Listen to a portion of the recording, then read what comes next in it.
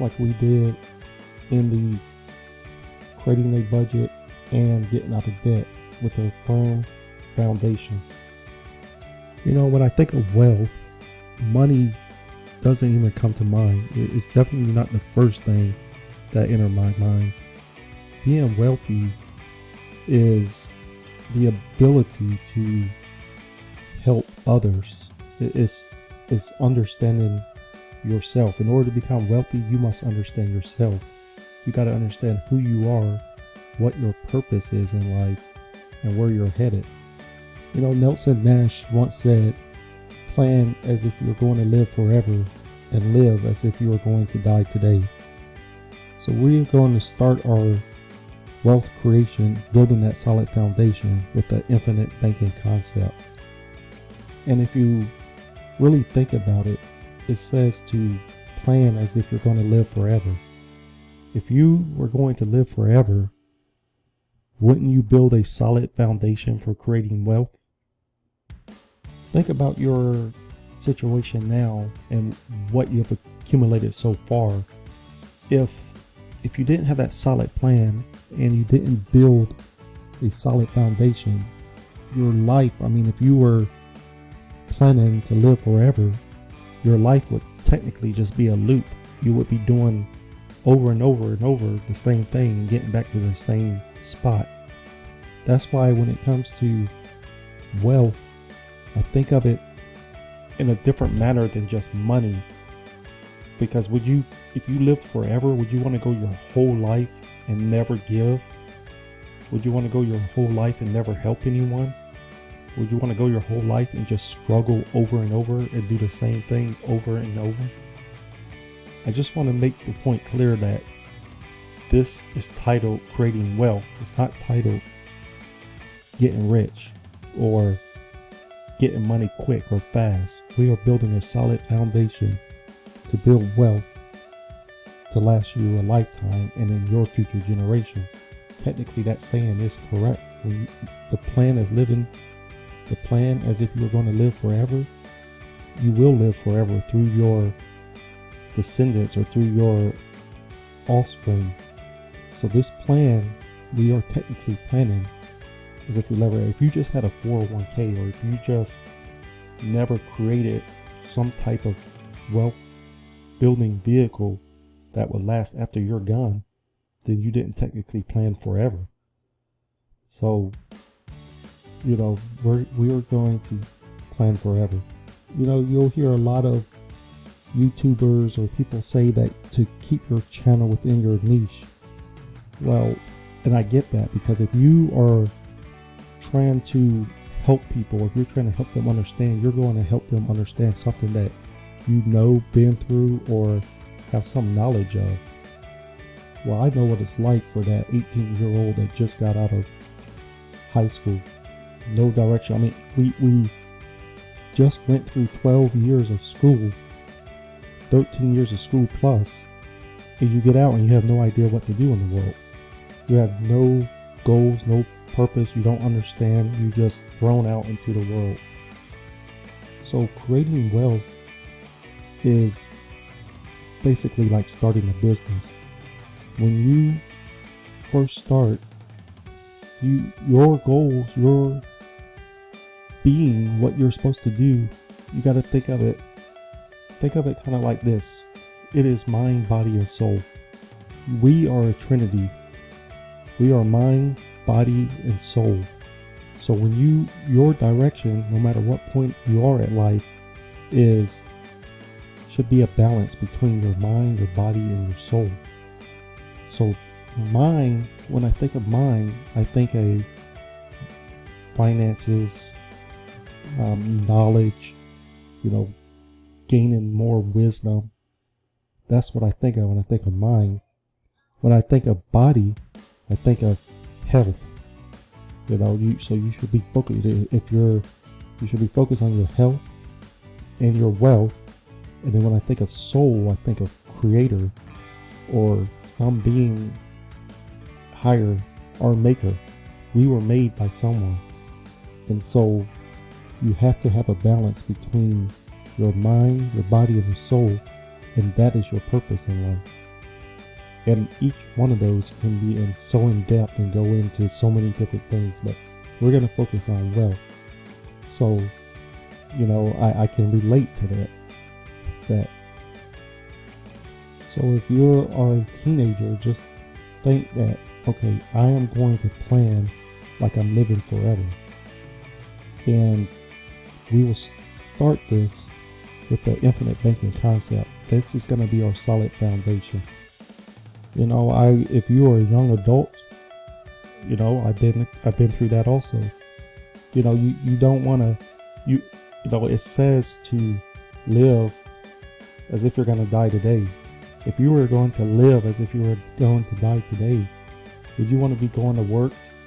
Would you want to spend those 8 hours away from your kids? Or would you want to go out, have fun, enjoy life? And what would you do with that time?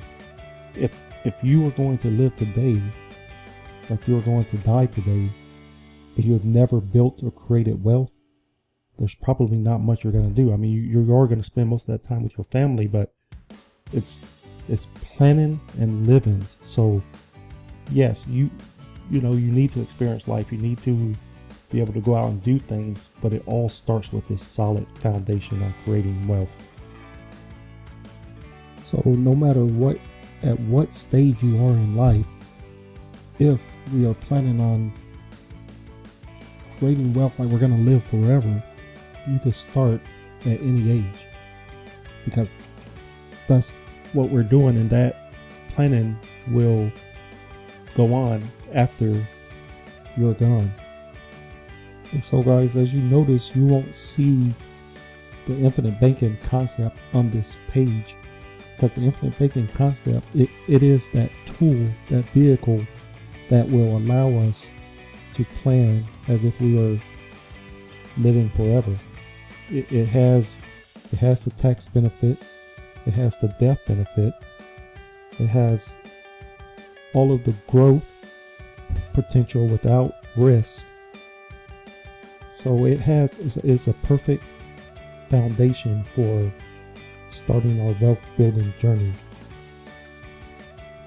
So in the videos coming up, I will do one on the infinite banking concept. I'm building that firm foundation. And then we're going to go through each one of these ways, because when we have our foundation, that's there, but then we have to generate income. There has to be income generated outside of our job. Our job, we are working for a business. Creating wealth, we are the business. Your very life, family, the things you do on a daily basis, all adds up. That's your business. That is what's going to generate the wealth and start that wealth building, not just for you in your lifetime, but to be carried on through all of your family and for generations to come. So guys, I hope you enjoyed this video.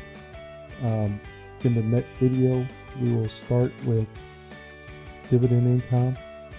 Well, after the infinite banking, we'll start with dividend income and the different ways to diversify through peer-to-peer lending, crowdfunding, real estate business, and any other ways of generating income. So in the link in the description below, there is a Run My Numbers tab or the Creating Your Bank. You can click on that, which will take you to my website. And I want to create a community where we can help each other in this wealth creation and building. So I will go over the basic principles on each of these, and then from there we will collaborate and help each other and to grow. And we'll live a life where we won't have to worry about if things happen, we're not able to take care of it. And that's what wealth building is. It's not, yes, it has a lot to do with money, but it is more about the ability to be able to help others, to solve your situation. I mean, we already have a lot more to worry about in this life than not being able to do the things we need to do when those situations arise. So If you found value in this video, I would appreciate the thumbs up, and I'm excited about this series coming up on creating wealth. I'll see you guys in the next video. Guys, welcome back to the channel. Don't forget to subscribe and hit that notification bell so you never miss a video. Okay, so creating wealth, let's start with the foundation. That foundation is the infinite banking concept. You know, the first step on creating wealth is knowledge.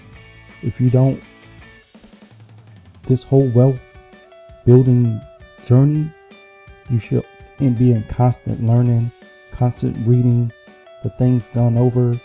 I mean, it's a difference between, yes, you could probably follow some simple instructions in a video and be a mediocre or somewhat create some kind of wealth, but it's all about knowledge.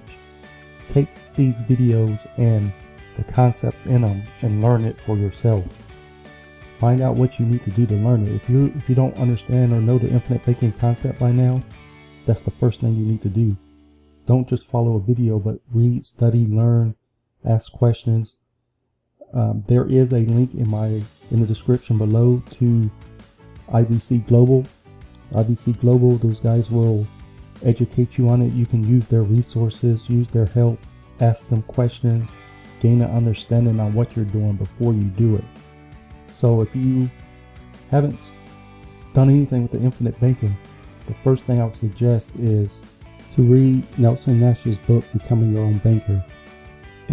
If our solid foundation is going to be the bank that we create using creative imagination, using the whole dividend paying life insurance policy to create wealth, and that's going to be our vehicle, then this is what you should spend the most time on, understanding the concept. When we get into dividend, peer-to-peer, and other ways of making money, that's how we're making money. But the foundation is the infinite banking concept. You know, Nelson's, it wasn't just a guy who came up with the concept and that was it. He had knowledge of the systems and the way money flows work, the way that we give our power away to banks. In order to become wealthy, you must become your own banker. And if you're becoming your own banker, then you need the knowledge of not just, oh, I have a policy, I'm putting money in and out and it's growing over time. Understand how it actually works. So he uses examples and theories in this book which can easily be overlooked. You know, you could read through the book and be like, I don't understand none of this. Break it down. Break each one of those concepts down. When he talks about Parkinson's law, Willie Sutton's law, the golden rule, the arrival syndrome, and use it or lose it, spend time on each one of those. Understand what he is saying. You know, you can't rob from yourself and expect to grow. So I don't know how much more important it is to tell you guys that you really need to understand this concept.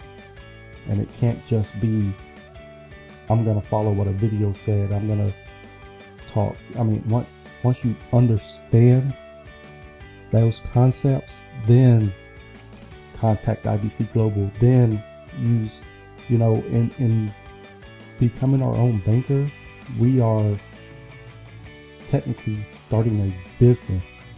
And to understand business, to understand finance, to understand the way the work flows, to build this from the ground up, you know, it starts off slow. Every business does. And it's how well a business is managed is what attracts, you know, investors. You know, there's no doubt we're going to need leverage in creating these wealth. But if a investor was looking at you and your business and your management style, how would they want to invest in you? You know, if you spent 10 minutes on a video and you created something and you live life, and then you had someone who actually understood the business and who knew what they were talking about when they speak, who do you think they're going to invest in? You know, yes, you are a business now, and you are looking for people to invest in you. So make sure you understand these concepts. And then once you do, in order to build a business, you need help. You know, yes, you're the creator of that business, but businesses do not thrive on themselves. They use other people. So before you enlist the help of agents, understand the concept, have some knowledge of it, and then you can gain knowledge from IBC Global, but do your own research. Don't just go off of what people say. It's the same thing, like even in Christianity or spirituality.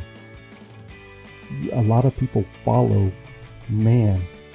Like it's a something in there. It's the way we are wired, that it is our natural nature to follow. In your business, you should be a leader. You can't be a follower in your own business. So I don't want to spend much time on this, but I just want to grain just in your mind and brains that spend time on this part. Learn it, understand it. There's already people who talk all about the infinite banking concept that know nothing about it. The first thing that probably came to your mind when someone says insurance is like, I'm not doing that. Like, why would I do that without understanding it? So anyway, I'm gonna leave it at that, guys. Just make sure that you understand this concept. So once you get the knowledge of it, once you have it set up, from there, that solid foundation it has everything we need. It has, wealth creation, gaining wealth is lost by taxes and interest. And so this account will grow tax-free. This account will have a guaranteed rate, so there's no risk of loss there. And as we funding this account we'll go into, but start with this basic foundation. So again, guys, we don't see infinite banking on this list for creating wealth or for goals on creating wealth, because that is our solid foundation. That is our job now, is building wealth through this vehicle. Another thing about the infinite banking concept is, if we were just trying to become rich, okay, let's say we were trying to become rich and we're through this process, right? It's hard to imagine it right now, because if you're at a situation or a point in your life where you don't have a lot of money, you're just struggling, you're just trying to, stay above the water, then you're not thinking in long term. You're not thinking as if you're not planning or thinking on living forever. So if you're in that point, you're going to realize as you go through this journey, you're going to realize that, okay, I'm starting to gain traction here. I'm starting to build something here. And it's not about going out, oh, I can go buy a car, or I can go buy a house. A lot of people who are rich fear losing money. Why? Because they never did that work. They followed something, got a bunch of money, got lucky, born into it, something happened, and they fear it because they don't understand it. Knowledge, wisdom, the proverb is to gain knowledge and wisdom more than silver and gold. Why? Because if you lose the silver and gold, you know how to replace it. So there's not much fear there.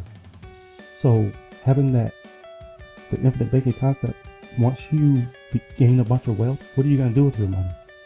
You're going to throw it in the bank, What if, God forbid, something happens and you get sued? You just lost your entire, or if you lose your job, your lifestyle changes. And wealth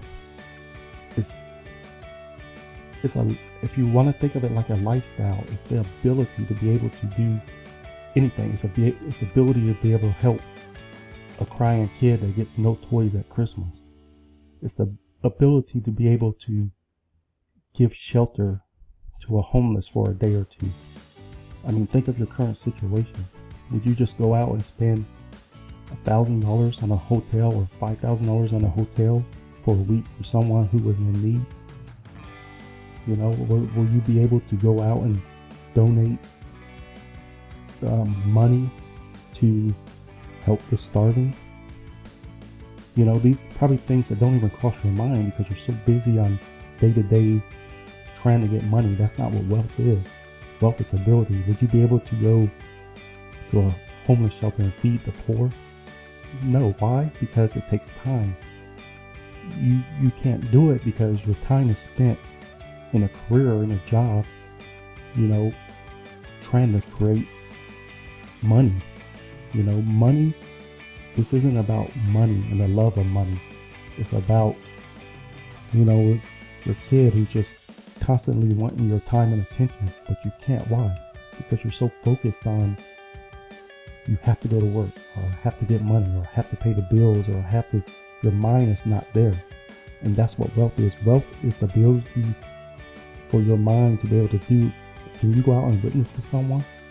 You know, I mean, yes, you might for a second or two, but you're probably exhausted already from working all day. So you got to start to understand and see what wealth is. This isn't really a video about making a bunch of money. I couldn't even do a video on making money. You know, this is more about, and truly, you know, if I did a video on making money, it's not about wealth. It's a video for people who don't understand, you know. So I don't know how to express it. Spend your time on knowledge. Spend your time on gaining wisdom. And in the meantime, let your wealth build in the background. So I know this video, guys, I hope you found value in it. I never meant to just rant all day, but I want to stress the importance on knowledge, learning, and whatever it is that you do, whatever you come across in life, pick up a book, learn about it. You know, if you don't know how to do something, and especially if it's something that you have some peak interest in, then learn. You know, we need to wake up. If you want to be wealthy, you need to wake up. You know, there's a lot of things going on around you. If you just go to work every day, pay your bills or whatever, go out, have a good time, and never think about anything else, then there's a lot more. You're not really living life. You're not planning on as if you're going to die today. You know, you're not planning on creating wealth or as if you're going to live forever. So, guys, if you found value in this video, I'll appreciate a thumbs up. It really helps us to spread this message and to get this across to more and more people. Guys, welcome back to the channel. If you're new to the channel, don't forget to subscribe and hit that notification bell so you never miss a video. Okay, continuing on with the creating wealth. After you have your firm foundation, after you've done the knowledge, you've done the research, you have laid out the foundation for your wealth building creation, you need to form a plan. And remember, wealth creation is your business. You're starting a business. There's no business ever started without a plan. So if you want to build wealth, we are living as if we're never going to die. We're planning this as if we're going to live forever. And if that's the case, then we need to build a solid plan. You need to take the time, build a plan. One suggestion for a plan is reading the book by Napoleon Hill, Think and Grow Rich. You've heard me say this over and over.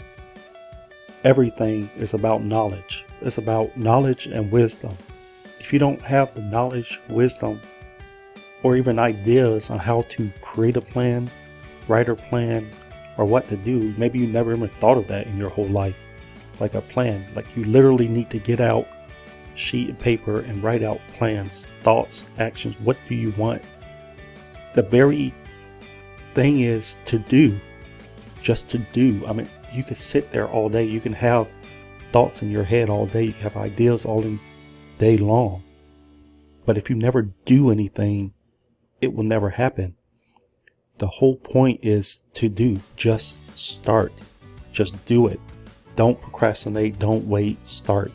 You hopefully by now you've got your, at least if you haven't actually have your policy or you haven't started becoming your own banker yet, you at least have started on the research and knowledge and wisdom on doing that. This is a very long book. This book, a lot of people, they can't even follow it, or they don't have the time. I mean, we're living forever, so what does it matter? This book, the audio book itself, is over 10 hours long. So this is going to take time. Build a solid plan. If you want to, become rich, just jump into it. Start doing things. But if you want to become wealthy and you want that ability to be able to help people, right? I mean, this journey of creating wealth is a test of yourself. It's building foundation. It's building things within you and testing you.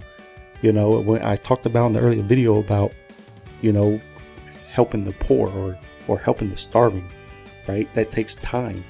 Time is money, right? If you don't take the time to create the wealth, to create the money, then how are you going to have the time to go out and help someone?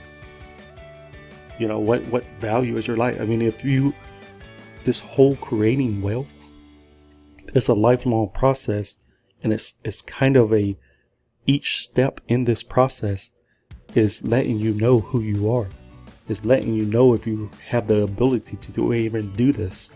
If you don't have time to sit here and watch a 10-minute video explaining just a process. I mean, we haven't even started yet. I mean, we're 3 videos in. We haven't even started on creating money yet. That's because it's testing you. So every step of the process of creating wealth is letting you know whether you have the patience to do this, whether you have the time, whether you have that tugging at your heart and soul to be able to help other people. Are you gonna spend 10 minutes watching a video or spend days, months reading a book to understand these concepts? It is written, there's nothing new under the sun. So what are you gonna do that someone else hasn't already done? So take the time, read this book. This book will open your eyes to a lot of different things. And if you're struggling with goals, you still have no idea, life is passing you by and you have no idea what it is, you need to stop and think about things. Don't think about your current situation. Don't think about all the things going on around you. Just, it is also written, peace, be still. Peace, be still. Just stop for a minute. Block out all of the things and take the time to do research. Take the time to invest in yourself. Take the time for knowledge, all of this before you start getting money. Because if not, what are you're slowly starting to build, instead of going in the direction of testing yourself, knowing who you are, being able to help. You're going in the direction of loving money. And we all know what loving money is. So it's just like everything else in life. It's a balance. It's just like that balance between mind, body, and soul. For every opposite, for every action, there's an opposite and equal reaction, right? So you think good, evil, all of the things that you have in life start here. As far as the plan, we went through the foundation. You got the foundation. Now let's start out working on your plan. Read this book. It's going to start to, it is, Napoleon Hill was charged with writing a book interviewing wealthy men and what they did over time. It took him 20 years, basically 20 years to write this book. So when if you have the audio book, you can listen to a chapter and just keep going on. But it's hard to learn to break down things. And in this book, it'll teach you how to create a plan. It'll teach you how to understand. You know, Andrew Carnegie, when he charged Napoleon Hill in writing this book, he told him, if a man, you know, an image, that's man, woman, child, if a man has all the knowledge that he can get, all the facts, everything that can possibly be, and is given a decision, if he can't make that decision within 30 minutes or 30 seconds, you're never gonna make a decision. I mean, you're basically gonna go through life that way. So if you don't take the time and knowledge, and you just hear people talk about things, you see things, you read things, you act, how are you gonna later in life, or later in this journey, when we start building wealth, what if that wealth is, some of that wealth comes from a stock market, right? If you don't have any discipline, you're just going off of hearsay. You're going off of what someone says. Oh, this is the hottest stock. Or you're going to have FOMO, that fear of missing out. Why? You're not going to research a company. You're just going to jump on the hottest things out there. Why? Because you didn't take the time. You know, you're building a plan. I mean, what are you going to do? You're going to take out a sheet of paper and write, in 5 minutes, write a plan that is going to last you forever? No, you need to build solid foundation. So when you're reading this book, dissect the book, understand. I mean, you may not even get it in reading it once. You know, if a 10-hour audio book, a month worth of reading, you might have to do 3, 4, 5 times. I mean, we're planning on living forever, so what does time matter? Time doesn't matter. It's all about knowledge and foundation. It's about getting into a hard situation and not even flinching, right? Because that situation is going to take your time. It's going to take your money. And it's going to take your resources. If it takes your time, how are you going to help the poor? Right? I mean, you only got so much time. How are you going to be able to do that? You know, if it takes your money and you don't have that solid foundation and you don't even know what you wanted money for in the first place, you're not going to have that resource. What's going to happen? You're going to go to work. You're going to go to work. You're going to ignore the poor because you don't have time to stop there. You're going to ignore the starving because you don't have time to stop, because you have to be somewhere else. You don't have the money. You don't have the time. So read this book. Think about what it's saying. It's going to, you're going to get to a point. It's going to touch a little bit on your personality, on who you are, the way you act, the way you handle yourself. And it's going to tell you, it's going to teach you about goals and goal settings, the importance of writing goals down. I mean, some of the greatest minds in the world, or in the past, or history, wrote down goals. You know, I mean, I struggle with that part because I have a mental capacity to be able to remember things probably more than the average person. So why would I write things down? But then after dissecting and reading, you know, if Henry Ford, with how much he accomplished in his lifetime, Rockefeller, how much they accomplished in their lifetime, if they had to take out a sheet of paper and write things down, then I'm thinking it's something I need to do. And it's something you need to do. So make sure that you start your plan with this book.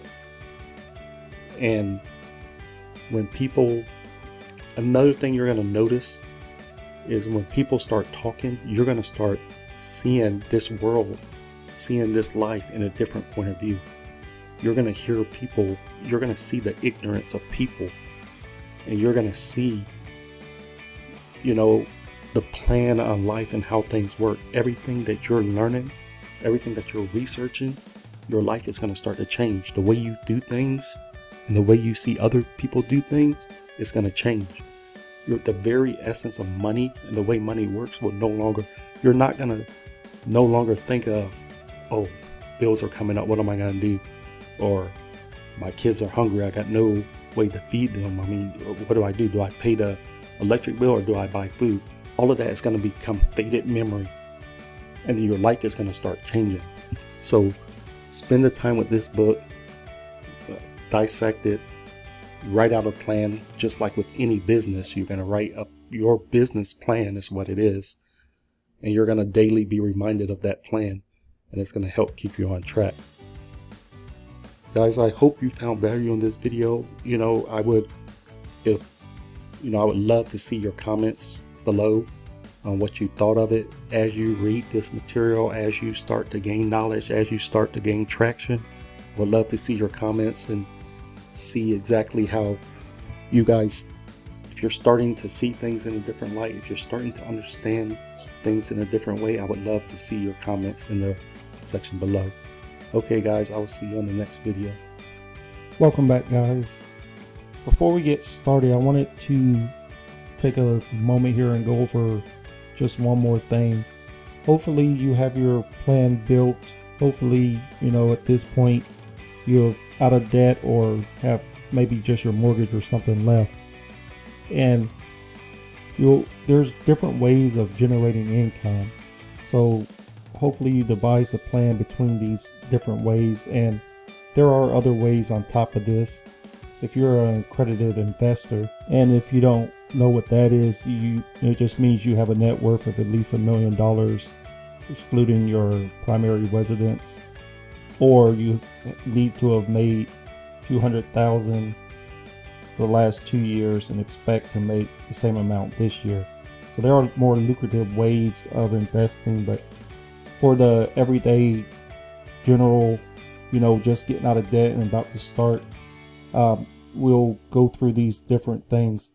The thing I wanted to talk about is once you switch from, basically getting out of debt, and you're going to start using leverage and start getting into the investing world, you can easily get distracted.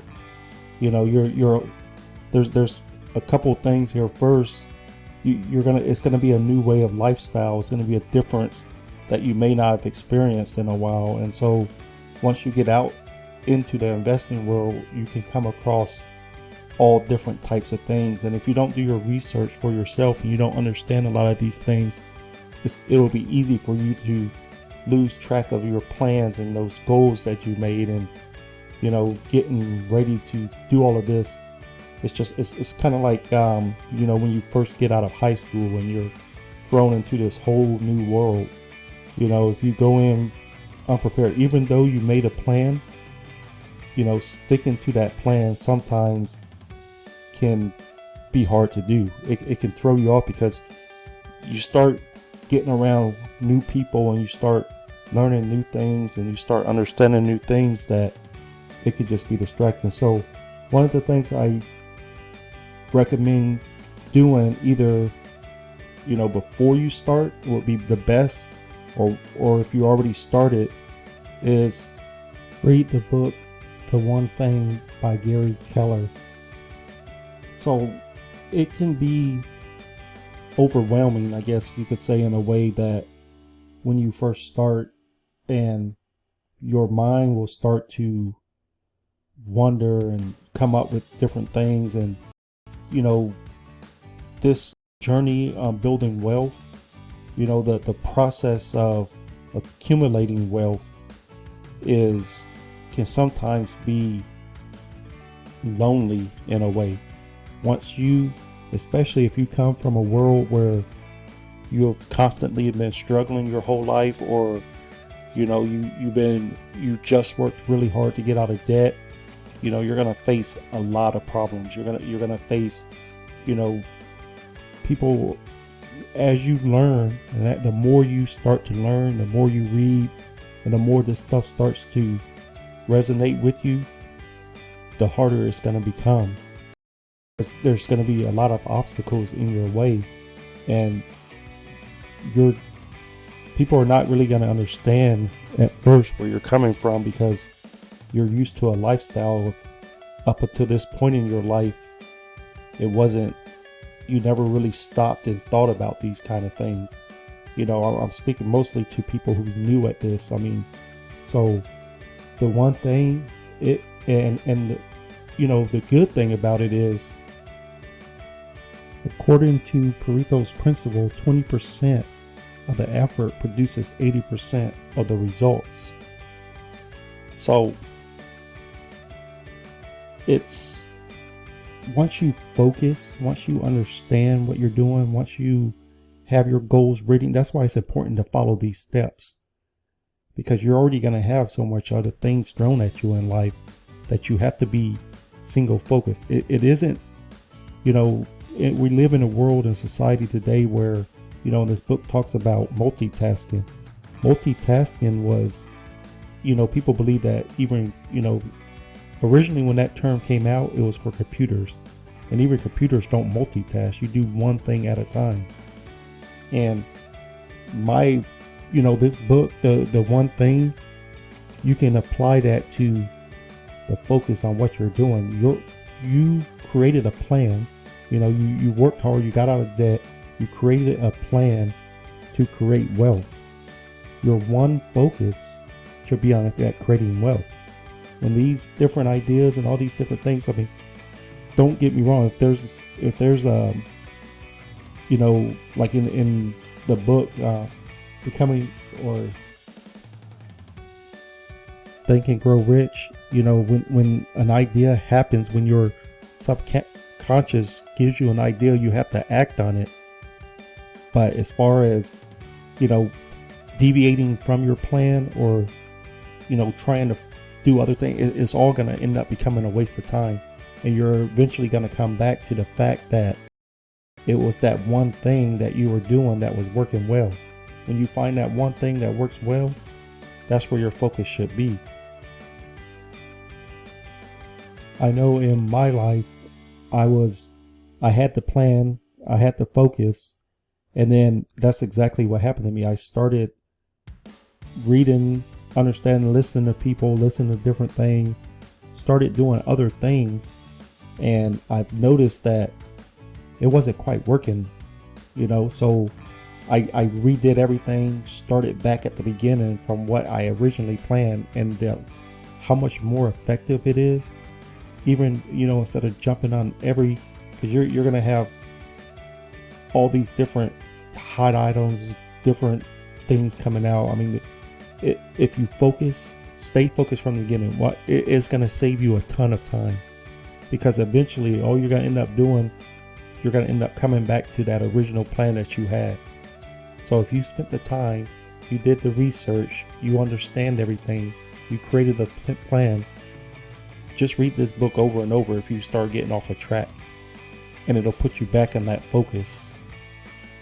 So guys, as you go through this journey, as you start to create wealth, I hope the very best I hope you're able to do this. When you get to those times, because you will get to them, where you sometimes just wonder, like, what are you doing, or is all of this worth it? Just, let's build that community. Let's help each other out. Find someone you can talk to that supports you and helps you through all of this, and that understands what you're doing. The more, if you really latch onto this, if you really start reading these books, you really start understanding and really start seeing this life and the way the world works in a different point of view, it's going to be hard for some people to relate to you. Even if they're kind of doing the same thing, we all have a different journey, we all have a different path, and we all have different goals.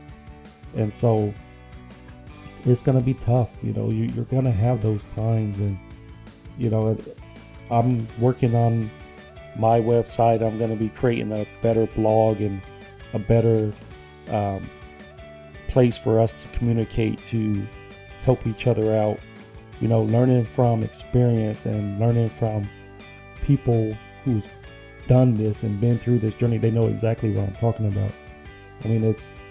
It's good to have people. There are like-minded people out there.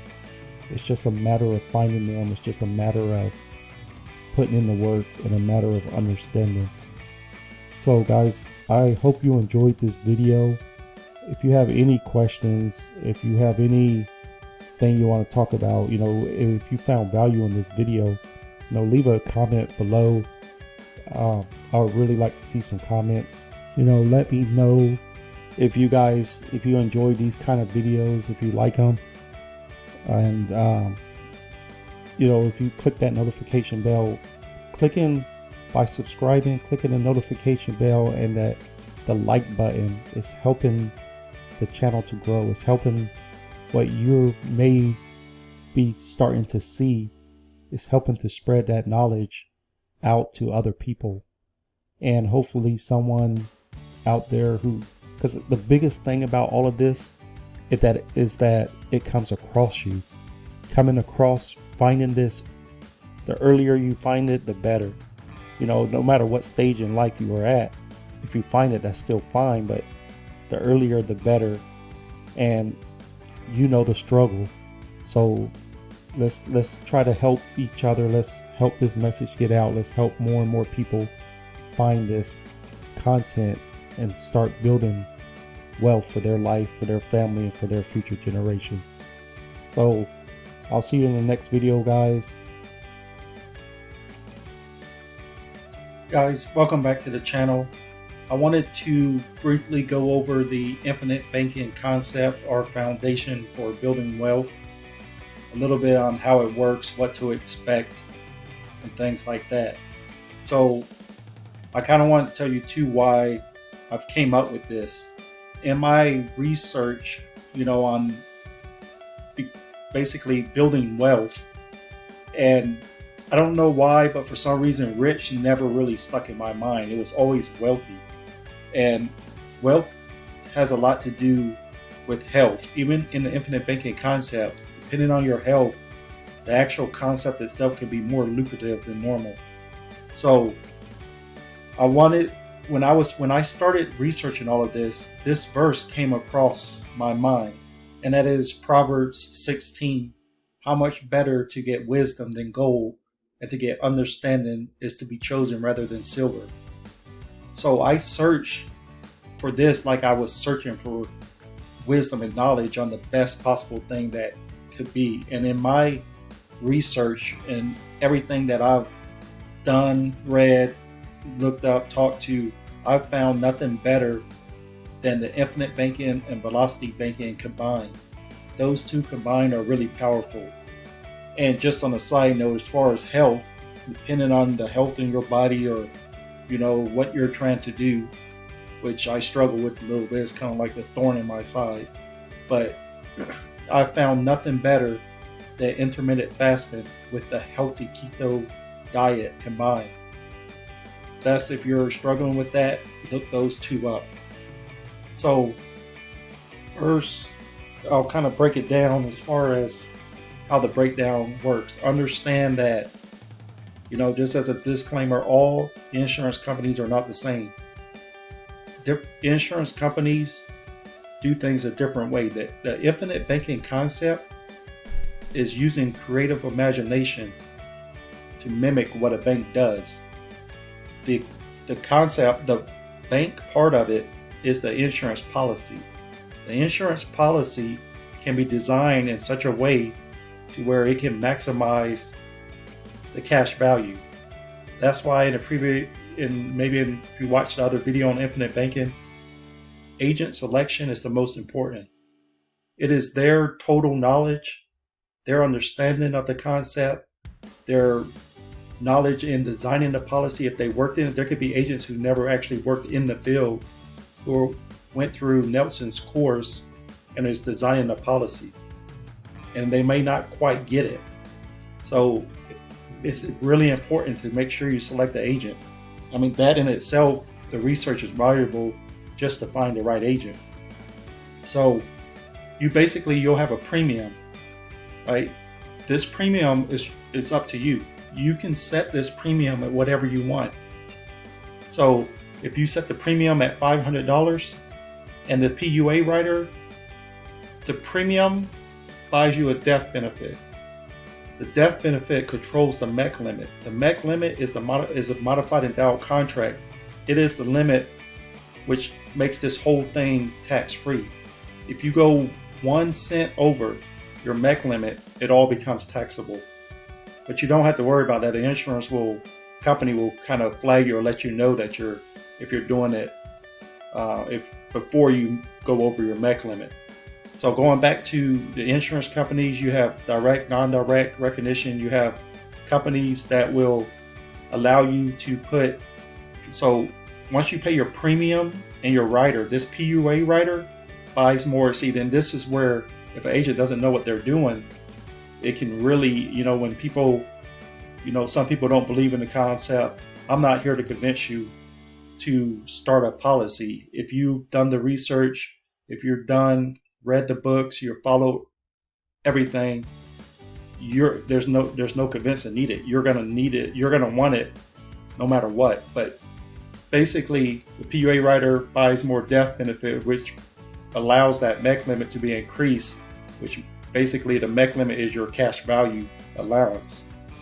That PUA rider is what does it, putting money in the PUA rider.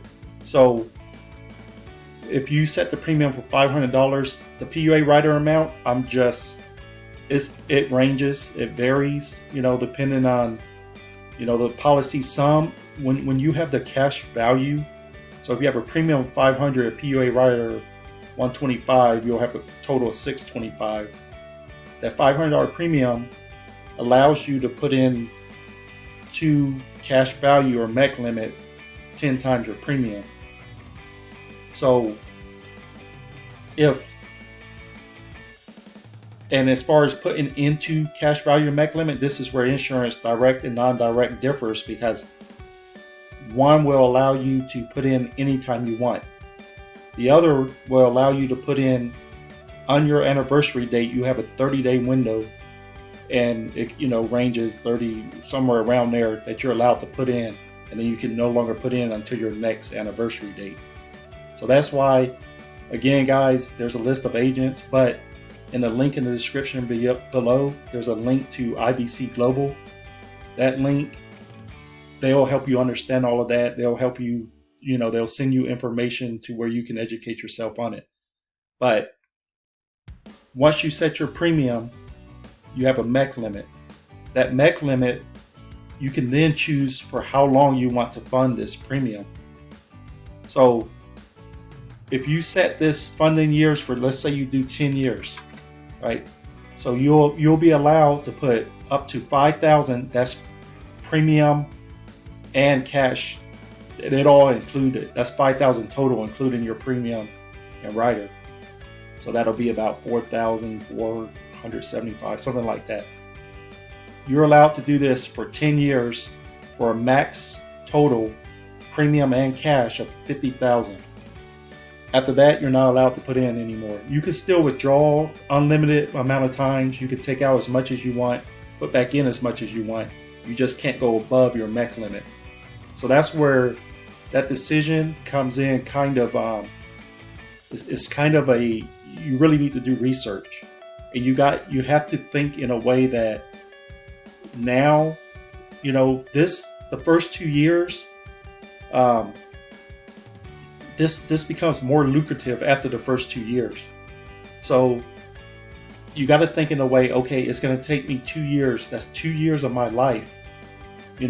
What happens if you're not thinking like wealthy right now, because you're only thinking of a current situation.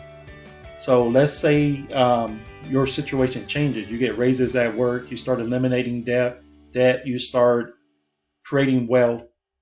Your income is actually going to increase. So what happens if you reach this MEC limit? What happens if all of a sudden, right now you can only put in $1,000 a year? You're like, well, that's plenty, $5,000. But then things start to change. You no longer have that $300 car payment. You no longer have the student loan or credit card debt. Now all of a sudden you reach $5,000 by June or July. Well, you can no longer put any in there. What you can do is you could open a second policy. But if you realize this 4 or 5 years down the road, then you got to wait a 2-year period again before you get back to this thing being maximized. So it's just food for thought. Just think as far as setting this, you got to really think about it. Let's see what else. The dividend rate, it changes also. I believe Guardians is 5.65 match. There's 4 major mutual companies that IBC Global they'll educate you on. This premium, right? If this was a $1,000 premium, you will be allowed to put $10,000 and a total of $100,000. And if this was a $10,000 premium, you're allowed to put $100,000 a year and up to $1 million in the lifetime of it. So this is kind of the first step. Once you decide on what it is, they will send you a complete, detailed outline of what it would look like if it was just minimum funded and max funded, and exactly what it would show over the lifetime of it. So I don't want to get too much into this. Basically, do your research, use your resources to help you decide on this part. A book I recommend on reading is The Cash Flow Quadrant. This is Robert's, actually his second book, and we are going to get into the first one, but this teaches about taxes, the different quadrants that people are in, and this will help you to understand why so much the infinite banking part of this is needed. There is other ways, I wouldn't say avoid taxes, but other ways that the government has given us as far as through real estate of ways of reducing or eliminating your taxes. But for the everyday person, there's nothing better than that infinite banking concept. Owning a life insurance policy is the best way that I've found where we could eliminate taxes and interest and all of that. So I wanted to quickly go over what to expect. So let's say you decide you want to become your own banker. You want to start your bank. The IBC Global team will call you, or whoever you choose, the agent. I'm assuming they do it, in a similar fashion. They will call you. They will set up a one-to-one, and then if you decide to go with it, they will send you a questionnaire, and then they submit to the insurance companies that your information. Then you'll have to answer some medical questions. You'll fill out some medical questions. These life insurance, these policies are, some of these policies are $1 million plus. And another thing I forgot to mention is the death benefit. So, not only are you're creating a savings vehicle that grows tax-free, that you do not pay interest on, you do not pay capital gains, you pay zero, but you're also leaving a legacy for your family. This is something once you start to understand, that you need to start teaching your children this. You need to start teaching your kids about this so that they can continue this legacy when basically you're planning to live forever. So once you get the medical questionnaire, then they will send a nurse to your house, and this can be on your schedule, your time. You tell them when you're available, or you can go in, and it's about 15-20 minutes. It's fairly fast. They'll draw blood, basically weigh you, maybe do some measurements, and in some cases they may have you jump up and down, but that's pretty much it. It's pretty quick. And then if you're worried about health, there are ways around it. And this, again, I keep coming back because in my experience I've had with this, there's agents that will work for you. There's agents who actually care about the concept, who care about this, because they have to do extra work. They do extra work to help get you through. So like, if you don't get approved, or if your tables or whatever comes back too low, then you may be able to get a policy through a family member, or through your kids if they're of age, and that age can be anything. My son was 3, I think, at the time when I was doing it, and they wanted, in order to insure him, it would be like a $3 million policy, and the insurance company will not do that. So depending on their age, if they're like teenagers or something like that, you will be able to get a policy. So if you're worried about your health, don't worry, there are ways around it. Again, to me, the most important thing on this is agent selection, because some agents don't want to fool with it, they don't want to deal with it, and they'll just tell you that, or they're just going to try to sell you insurance. So you got to make sure that you have someone who knows what to do. But once your bank is set up, that's once you do the research, once you understand it, you're going to be so relieved once it's set up. And from that point on, we can start, finding ways of bringing in more income. So I wanted to do a video on the foundation before we get started with this, because it is basically what it's built upon.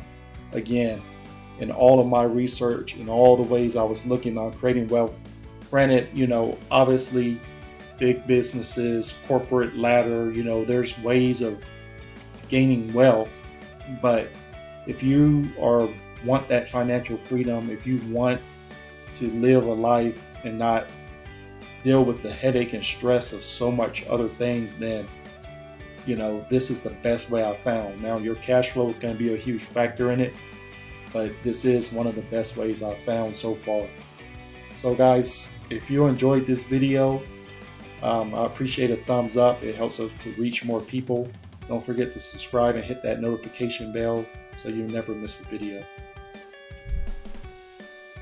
Reading is Rich Dad, Poor Dad by Robert Kiyosaki.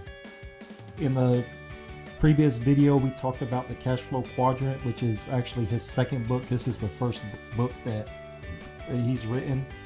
And in this book isn't gonna tell you what to invest in or really even how to invest, but it's gonna help change the way you think about the future, the way you think about how people rely on the government, and how things are changing and times has changed. The book is 20 years old now, but the values and the lessons he's talking here is really, I found really to be interesting, and I think you'll benefit from it also.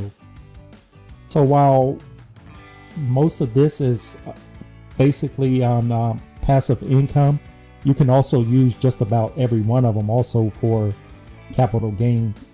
We're going to be talking about the stock market. We're going to be talking about dividend income. But the peer-to-peer lending, crowdfunding, real estate, you can actually, with dividend income or with the stock market, you could buy and hold and then sell later for capital gain, or you can buy and hold on to it and receive dividends from stock.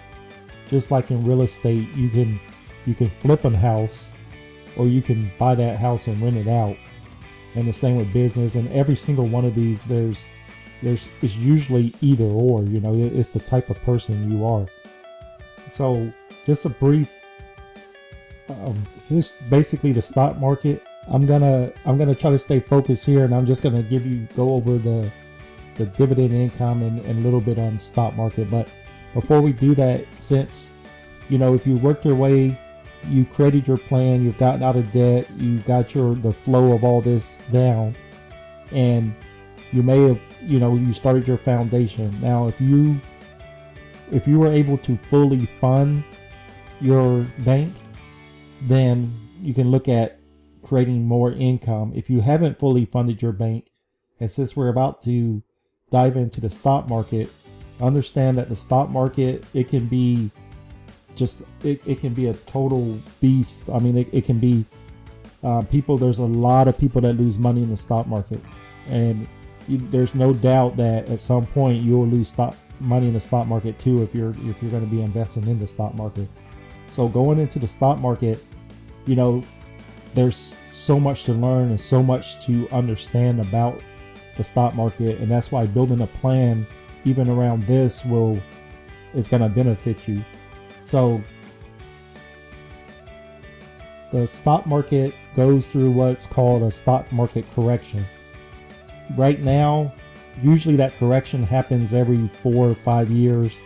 the market gets saturated, everything is overbought, and eventually it basically crashes. It corrects itself to where all these companies eventually get to the point where they're supposed to be. Warren Buffett, considered to be one of the greatest investors probably of all time, once said, "Be fearful when others are greedy, and greedy only when others are fearful." Well, at this time, we're talking about building wealth, and we're talking about the stock market. Well, the stock market is long overdue for a correction. It normally 4 or 5 years. It's been 10 plus years now. There hasn't been any correction, and you can see how overbought the market is right now. So if you haven't maxed out your policy, if your bank isn't maxed to your MEC limit, I would suggest just right now having that extra cash flow, build that bank up until you get it maxed. I mean, first, it's all about opportunity. When a stock market does happen, and if it's in the next one, they say the longer it goes without one, the worse it'll be. So this next one will actually be a good opportunity to pick up stocks at discount. And you could, if you have the cash sitting in your bank and this market happens, and what happens when a stock market correction takes place, everyone starts getting fearful. They start getting fearful, a correction. So if you max out, if you try to jump in, this is where you need patience. This is where you need that solid plan, because if you try to jump straight into, it gets exciting at first because you start getting more and more income. You're not used to it. You start getting more money, and so you start jumping into it. But this is where you need to really do your research. This is where back in the original videos when you were creating your budget, whether or not you had the patience to do all of that, this is where you can see where you were tested, whether you could do this or not. So basically, a dividend yield is, if you take the yield of a stock, let's say the yield was 5 and that stock price was, $50, right? The dividend yield on this stock is 10%. So if a stock market correction happens, what's going to happen is the stock price is going to fall, and it can fall 80-90%, but let's just say it falls 25%, your dividend yield is now 20%. And then as this stock rises back at price over time, and $50 become like a good deal for this stock, right? People are getting into the stock at a 5% or 10% yield, whereas you kept the stock, you bought it at a low price. Your yield on that stock, because a stock's yield will change with the price of the stock. So it changes. It's a year rotating. So, basically as the stock price go up, the yield becomes lower and lower, but your original yield is whatever you bought it at. So having patience, being able to get into the stock market right now is real volatile. Another thing is, if let's say some people, they're afraid to even get into the stock market, which if people ask the question all the time, is it a good time to invest? Should I invest in the stock market? Well, you got to look at it kind of like this. It's going to depend on your consistency. So if you choose dividend investing, building a dividend portfolio as extra source of income, then there's no fear. If you have built up your checking account to a required amount, if you have your bank maxed or you're working on maxing it, and you won't need that liquidity to as much, because you already have safeguards. This is money that you're investing that you're not gonna need instantly. You're not gonna need, if something happens and say your car mess up, you're not gonna need money. You're not gonna need to liquidate your stock because you have your bank. You'll be borrowing from your bank and paying your bank. That flow is never gonna stop. And at a certain point, you're not even gonna need you're not gonna need a loan even for a house. So let's just look at this. If you're wondering, like, should I start investing? Well, if your investment plan is to build a dividend portfolio to increase your cash flow over and over and over, let's say you bought a stock that's selling at $500, right? I mean, you're worried about, first, you wouldn't be worried if your plan is solid enough, right? So if you're buying this stock every month at $500, and this stock is, say, it's fluctuating, it may go up and it may go down a little bit, to 490, right? And then let's say, it drops to 425. This 493 is your average price. So let's say that stock market happens and you're investing consistency on a consistent basis, and this stock splits, it drops in half to 250, right? You'll buy one at 250, your cost basis is $453, right? The stock is worth 250, so it's not going to and you just you keep investing at 250. Every time you do that, it's bringing that average cost down. And if this stock drops even more, it's, say it drops to 150 and then it goes back to 200, as long as you're consistent and as long as you keep doing this, it's going to average out to the amount, and eventually it'll get to the point where it averages back to a certain amount. And then as this stock starts increasing again, you're going to come back and you're going to have an even cost basis. You're averaging your cost basis. So, if you maxed out your policy, you got a bunch of cash, you're learning about dividend income, you want to start investing in dividends, I wouldn't suggest, with this volatile of a market, dumping your entire money straight into it.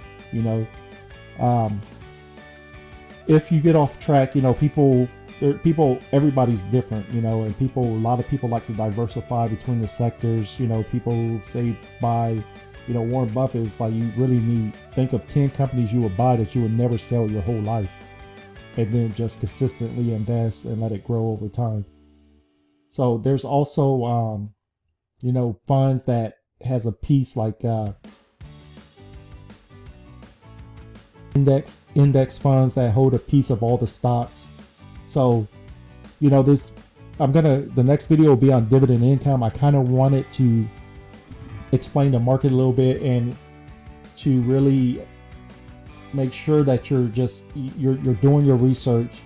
You're not, because if you jump into this without doing any kind of research, you're going to start following trends. You're going to start following the hottest stocks. You're not going to understand how to read financial statements or balance sheets of companies. And so if, this making these videos on creating wealth is really hard to do because people are so different. People jump in and out of things. People don't research things. People just, it's not about wealth. It's more about greed and money and trying to, make as much as you can. This is a solid plan. You have to do your research before you jump into any of these. Make sure you do your research. So I hope this video helped a little bit about the stock market. Just understand that, make sure you research stock market corrections. Make sure you research a balanced portfolio versus, or a consistent investing versus dumping all money into it. And, you work hard for your money. It's understandable, but we're on a path to creating wealth, and part of that is increasing our cash flow. So guys, give this video a thumbs up if you found value in it. Don't forget to subscribe. I would love to see your comments down below, and I'll see you in the next video. Guys, welcome back to the channel. If you haven't watched the other videos on creating a budget, getting out of debt, and the other videos in this series on creating wealth, I suggest you watch those first. So we're going to be talking about dividend income today. So building wealth, creating wealth, has a lot to do with your cash flow, discipline, and all of those things. So one way of increasing your cash flow is through dividend investing, building a dividend portfolio. So you have companies like Walmart, Home Depot, Starbucks, McDonald's, all of these companies pay a dividend. That dividend, they usually pay a dividend every 3 months. That dividend is then deposited into your account just like a check from work. You could do whatever you want with it. Opening a broker account, there's pretty much nowadays every broker account is free commission. The commission is free, so it doesn't really matter which one you use. There's TD Ameritrade, Charles Schwab. If you're a new active type investor and you constantly on the go, Robinhood is good. So it doesn't matter which broker you use. Our goal here is to build a solid portfolio where we're constantly getting our income basically increase. So I want to show you a little bit about how you would go about finding if a company pays a stock, when do they pay, how much, when you have to have it by, and things of that nature. So you can go to like Google or any search engine, and basically what I do is I type in Walmart X dividend date. If it was Home Depot, you're typing in Home Depot X dividend date. Starbucks X dividend date. But you type that, and once you click on that, it'll come up with different, it may come up right away and show you the information, but I like to click on this, usually like this NASDAQ here. You click on that one, and it's usually the one that has this purple banner on it. And right there, they'll give you the price of the stock. So Walmart stock is $116.08 a share. And if you scroll a little bit, this is where you'll find its history. So you can actually look at Walmart's history. You could go all the way back as far as it'll go. But basically what we want to look at here, this first column is called the X dividend date. So in order to get a dividend from a stock, you have to own that stock the day before the X dividend date. So if you own Walmart before on December 4th or earlier, you would get the dividend. The next column we want to look at is this cash amount column. This column right here tells you the amount of the dividend. So for every share of Walmart stock that you own, you'll get 53 cents deposited in your account. The declaration date is the day that they post what the next dividend is going to be and on what date it's going to be on and how much it's for. So the record date, we don't really need to worry about this. It's just something the company does with their books. And then the payment date is the date that they deposit that money into your account. So if you own Walmart on December 4th or sooner or earlier, you're going to get a 53 cents dividend deposited in your account on January 2nd. That's basically how you can look at a stock, if it pays a dividend, when it pays it, when you got to be in it by, etc. Also on this line right here, if you, on this X dividend date, if you're not sure when the next dividend is going to be, it's usually always within a day or two of the year before.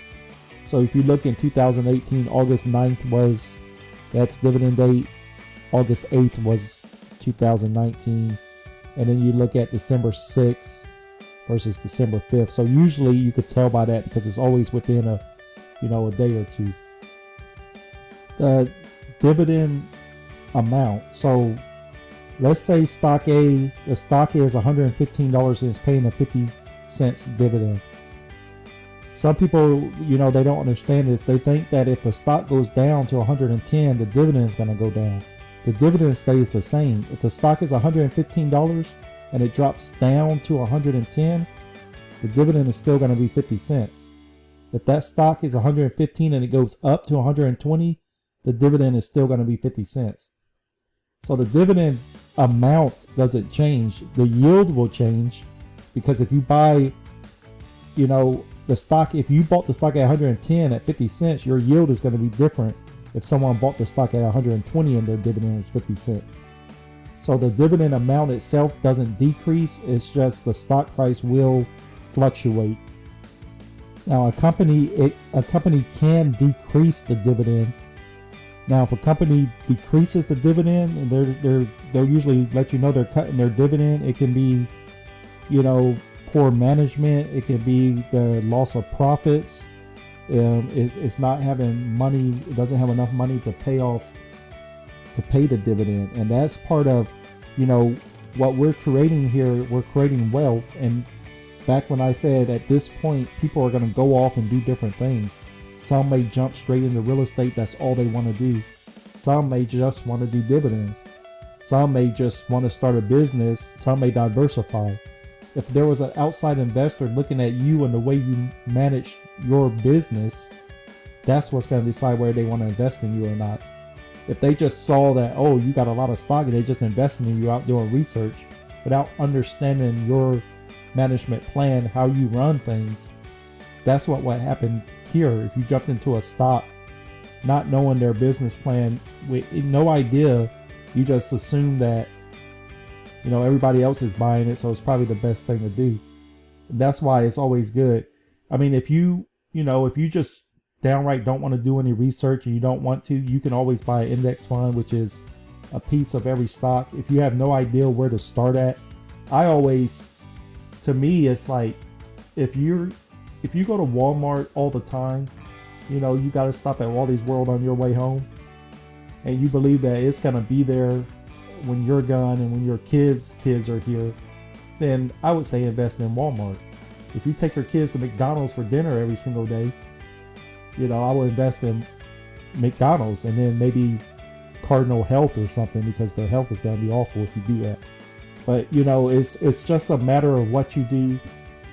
These companies, some been around for long, and companies do go out of business. Things happen, but that's part of the it is a risk factor that you're willing to take in a business model, and how much you took the time to understand. So another thing is charts and research. There's just not enough time to get into all of this, so I'll quickly show you a chart. Different companies have different tools and different things. TD Ameritrade has the Thinkorswim platform. Charles Schwab has Street Smart Edge, and there's all other kinds of charts that you can find. But I'll quickly show you guys the Street Smart Edge from Charles Schwab. So this is a typical stock chart. The Japanese candlesticks, it's just too much to get into, but the wick, if it's red, it started off at the bottom, it's green, it started at the top. I'm not gonna get into all of that, but it's awesome nowadays what they have. So you're able to customize this any way you want. I can make this smaller or make this bigger. I can zoom it out. I can change this to where it's showing me the last trade volume, the stock price. You could customize these in a million different ways. You can minimize, it's basically a blank dashboard that you start with, and then you set it up however you want. You could flip through. So this is Tesla's chart. You can look at, basically where it started, where it stopped over any period of time, 15 years, 10 years, 5 years. You can look down to the minute chart, however you want to do it. And then you can create your own list on the side. So if you click that, it'll automatically switch to, this is Facebook, and here's AT&T, and you can, you could tell when it's high and low. The stock market it's been on a bull run.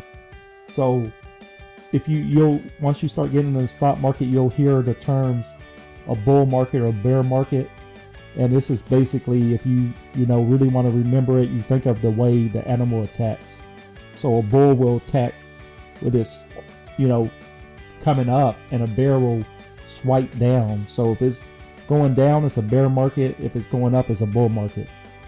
And let's find one that's, here's Bank of America.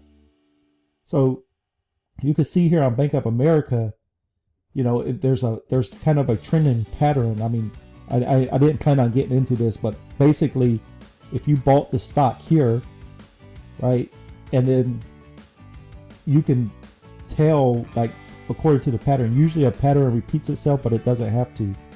And the little D is the dividends, the E is the earnings, and you can customize these however you want.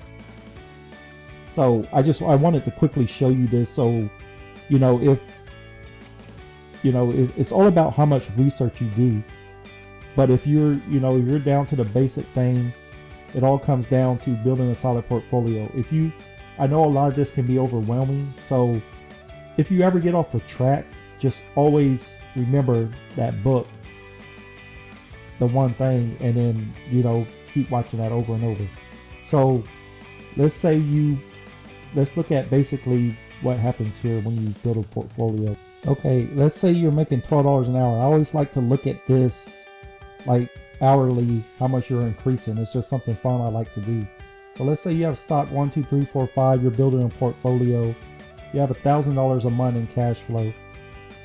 And let's fix these prices here. Okay, let's say that you're going to buy stock number 1. The price is $50. You have 1,000. You could buy 20 shares. So you buy 20 shares of stock 1. So 20 times 25 cents. This will give you $5 every 3 months, which divided by 3 will be $1.67. So if we took $1.67 and we divided it by 160, which is basically 40 hours a week, you will get a 1 cent raise. And then let's say the next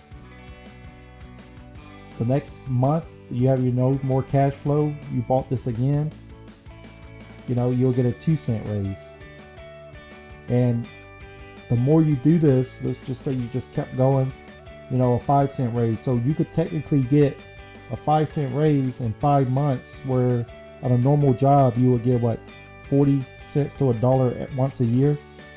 And then of course over time, as you start to build this portfolio up, your income will just go up and up. And then every time it goes up, the more and more you'll be able to buy, and the faster and faster it will become, to where eventually your income starts increasing at a substantial rate.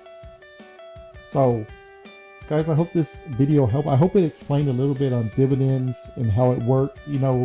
But a couple other things real quick is you can Google like dividend aristocrats. These are companies that have increased their dividend for 25 years straight. They have to, in order to make this list, they have to consecutively increase their dividend for 25 years straight. If they fail to do that, then they wouldn't make the list. And there's companies that have paid dividends for over 100 years without fail. So dividend investing, it is a solid plan. The problem is you get thrown into this mix where greed and all these other things start happening. And that's why before even getting into this, I tried to recommend all the books to read and ways of just testing yourself and getting yourself ready, because it's all about that solid plan. When you get into this world, you'll start getting divided attention. And that's why it's important to read always go back to the book, The One Thing. Because technically, if something is working, do you really need to change and start diversifying and doing all these things? It all comes down to the type of person you are. So if you guys enjoyed this video, don't forget to subscribe and hit the thumbs up button. Hitting the thumbs up button really helps the channel to reach more people. It helps it to grow, and more and more people can become aware of this kind of stuff. So I hope you guys enjoyed it, and I will see you in the next video. Guys, welcome back to the channel. So moving on with passive income ideas, the next one on the list is crowdfunding. So crowdfunding, it can be used in a lot of different industries, but we're basically going to focus on real estate and crowdfunding. So basically what crowdfunding is let's say you wanted to start a crowdfunding campaign, or let's say that you wanted to get a group of people to I guess you could think of it kind of like a timeshare in a way, except you're actually the one that owns it all. So if you wanted to start a real estate business, so let's say, and you wanted a bunch of people to invest, it's kind of like the GoFundMe. It's similar to that, but it's basically for businesses who is trying to raise funds, who buy apartment complexes, they buy businesses. Two of the ones we'll get into quite a few of them, but I'll talk about the ones that I've actually used. So Fundrise is one of the crowdfunding platforms. Is one that I have used. Crowdfunding, I put these kind of in the category with the peer-to-peer lending platforms, as far as there's the thing with crowdfunding, there's almost no liquidity in it. I mean, gathering that we are planning for living forever and we did our work, we shouldn't need much liquidity. So if you want to get into like real estate, without actually having to do the work yourself, this may be an option. So Fundrise is basically, you need a $500 minimum. A lot of these crowdfunding platforms, so like one of the most lucrative is senior housing, and there's quite a few that you'll have to do your research on, because some of these you have to be accredited for. So for Fundrise, you don't have to be an accredited investor. It's $500 minimum to start.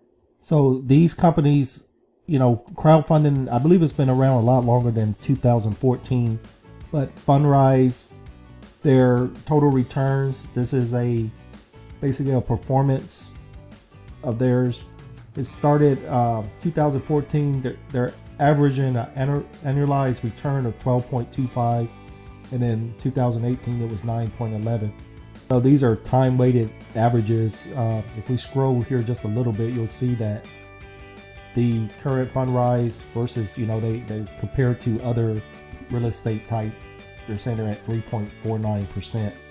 So it's not a huge game, but it is a way to diversify if you're into that. Well, I haven't logged in here for a while, but basically it'll show you what you have in your portfolio. I currently have 90 properties. This is in Las Vegas. This is a new acquisition. It's kind of cool to know that you own a part of this. I mean, it's like 0.000002 or something like that, but it's cool to know that you own, different properties all over the U.S. Here's one in California, in Los Angeles, Austin, Texas, Portland, Oregon, Tampa, Florida, another California, Atlanta, just all over the U.S. So you got little investments in all of these properties that they are acquiring and renovating or renting out or selling. And sometimes you get more than what the current yield is, because if they sell a property, you'll get like extra on top of what they sell it for. So that's one option. If you could technically just do one thing, you don't have to diversify at all, but if you wanted to, I just wanted to show you guys this option. The next one on the list is Rich Uncles. Rich Uncles, they have two different things. They do like real estate, but they also do student housing. So I'm part of the student housing. Basically, they have student housing all over the U.S. and when the students pay their rent, it gets distributed to you. I believe theirs is a 5% fixed rate or 6%. So Rich Uncles, basically, they collect the rent. It says our REIT receives rent from tenants and can distribute that rent to shareholders in the form of monthly dividends. So you basically, it's kind of like shares. You basically buy shares and then you get paid per share that you have. And with Rich Uncles, you can actually sell your shares too. I believe I haven't logged into these in a while. Yeah. So basically, well, if I need money back sooner, they establish a monthly share repurchase program where on the dashboard you say you just want to sell your shares, and shares repurchased monthly at net asset value.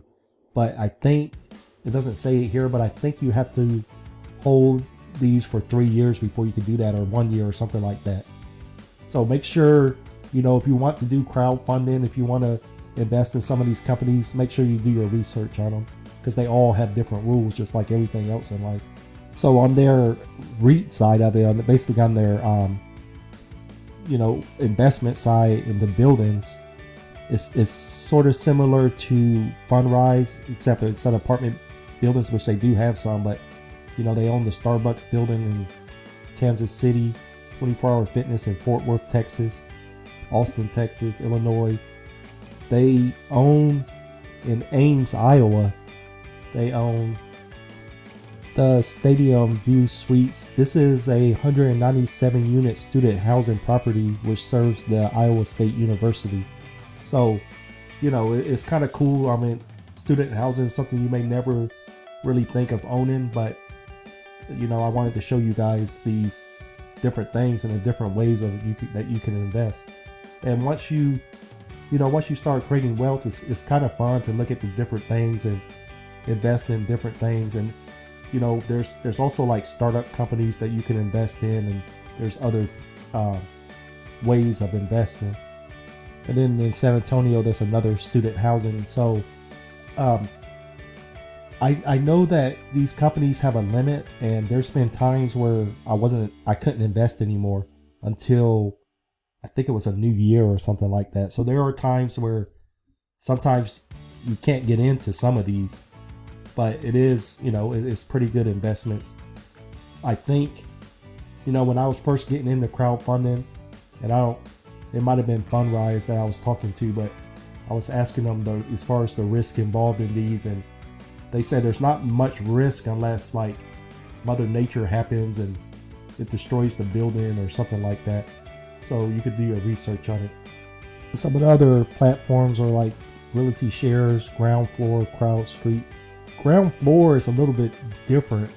I believe you invest in these. It's like short term, like 6 or to a year, and it used to be.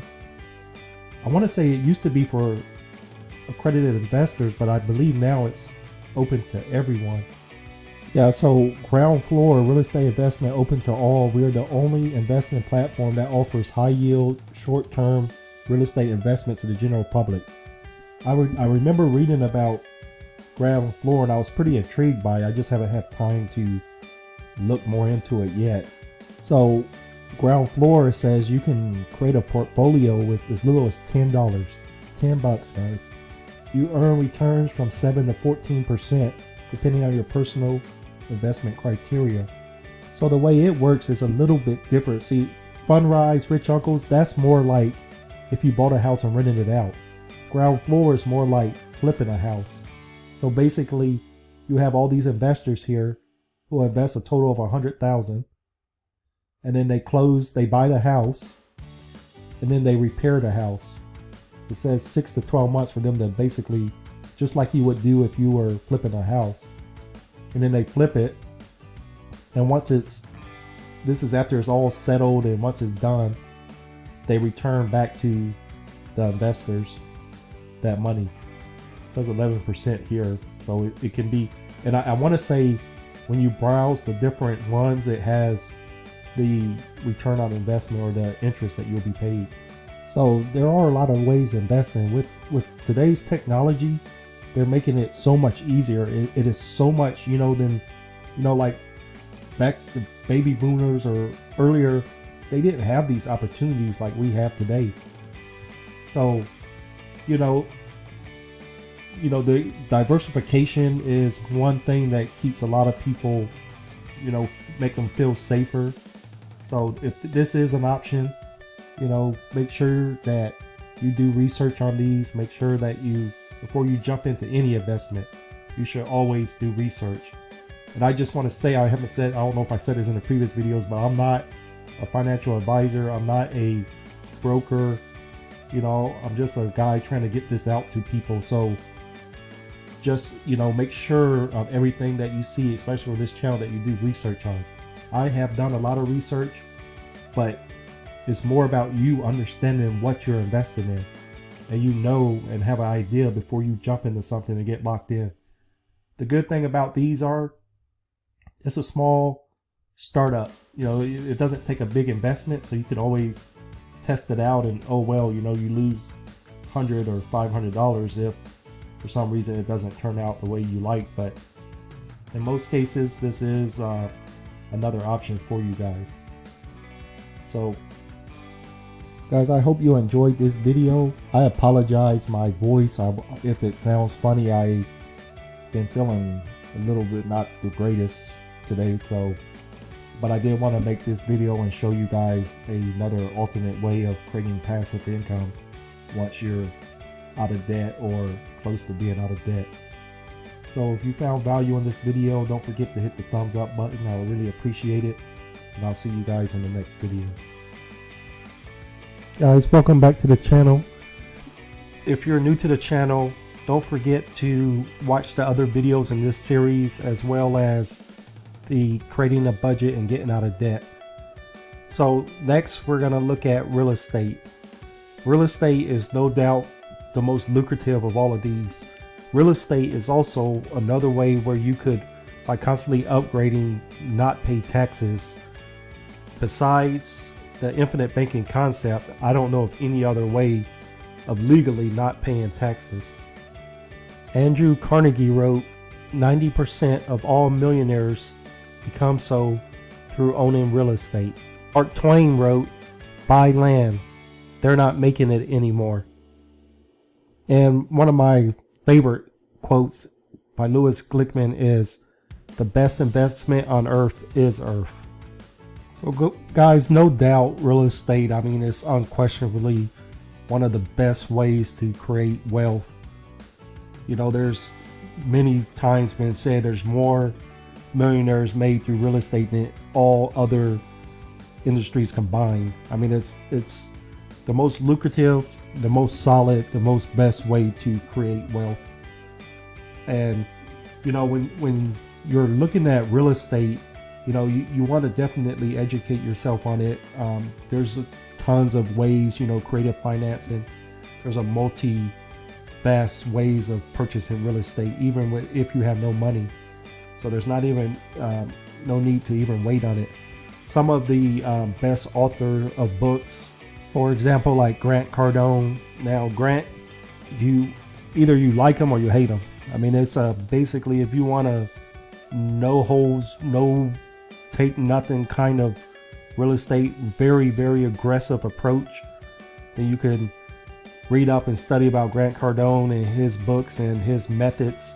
It's not for everybody, but if you like that go get 'em type and real aggressive and want to pursue it, real estate, you're not gonna lose with this guy. So, you know, check him out. You know, no doubt Robert Kiyosaki, the whole Rich Dad team, you know, even from all the lawyers, and you know, real estate, there's a lot more to learn than just buying property and renting it out, but all of the tax benefits, you know, his whole team has just unlimited knowledge on there's just a wealth of knowledge when it comes to real estate and pretty much all types of income passively that him and his team got. Some of the stuff out there, you know, you may wonder about some of it, but you know, I think he genuinely truly cares about, you know, getting out of what he calls the rat race and to push forward and to become financially independent or free. And guys, there's just a ton of books out there. Just do your research, you know, spend a lot of time on this, because it's all about understanding real estate is more than just renting out a house. Right? The fundamental and the foundation of real estate is the tax benefits and everything that goes with it. So when you're looking at real estate, one of the most important things to have is a good agent.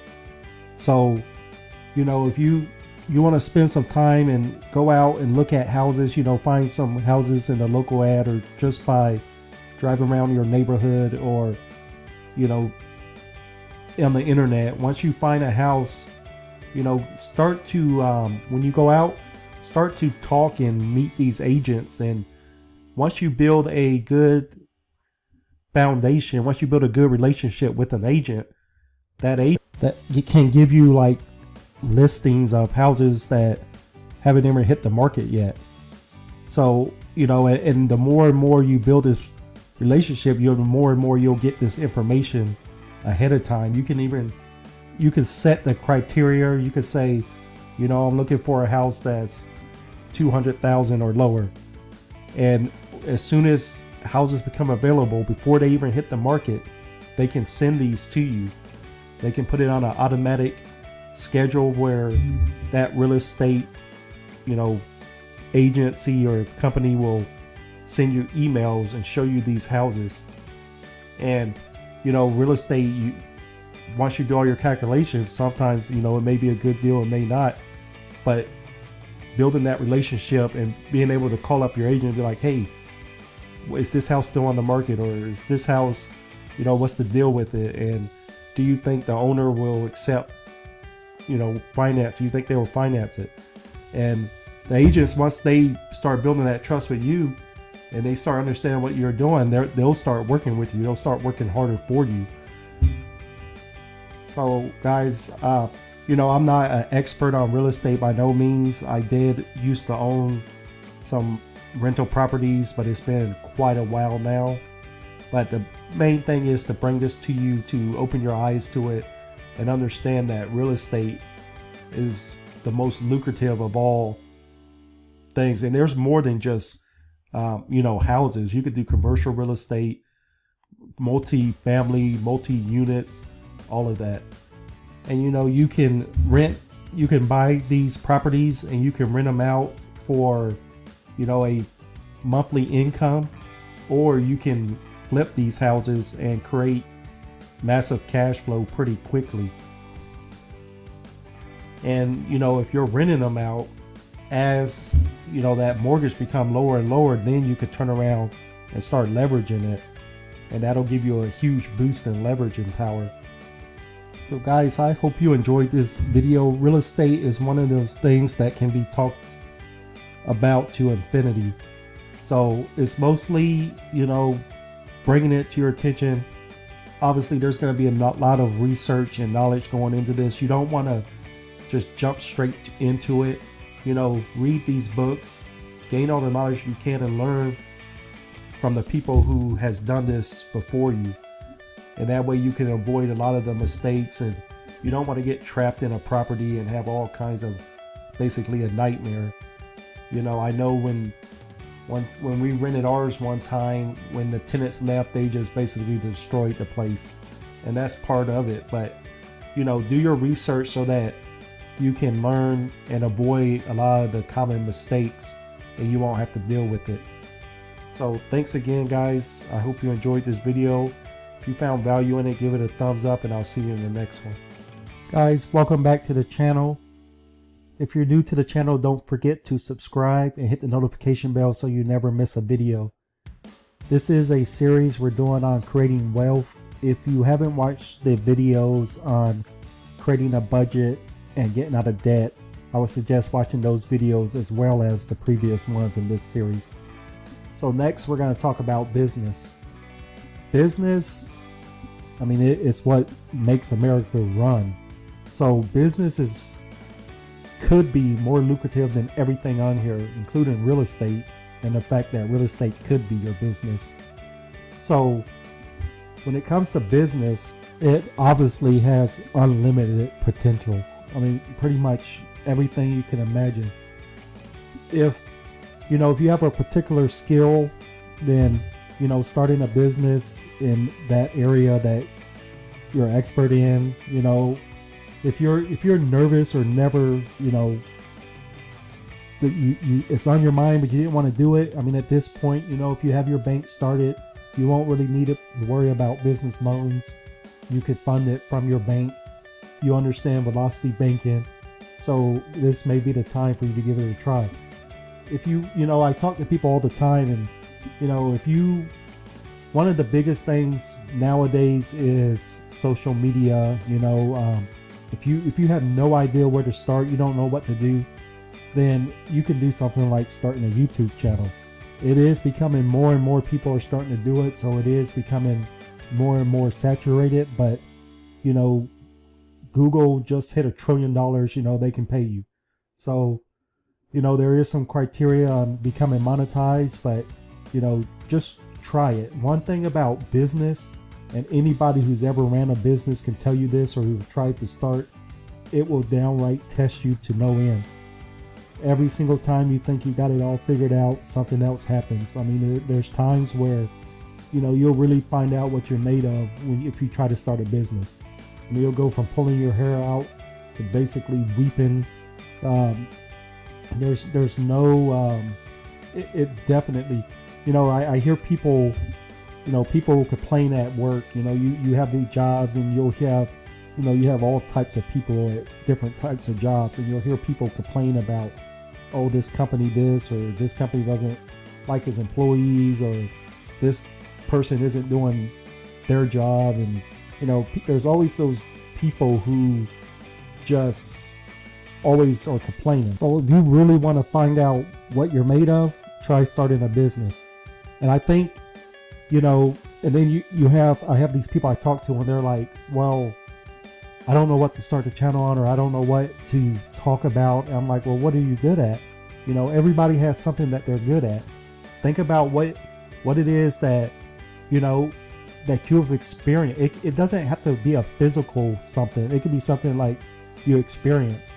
I have a guy at work who is about to have a baby, and I told him, I'm like, get a journal out, document day by day what the doctor visits, how you feel, how your wife felt or feels, the obstacles you got to go through, and just write a journal, because there's so many people that haven't gone through that yet, that may be looking at it, may be nervous, and they may find comfort in hearing someone who's done it, and you just keep a daily journal through all of that, and even keep it going through years 1 and 2 of your kid's life, and the struggles with that.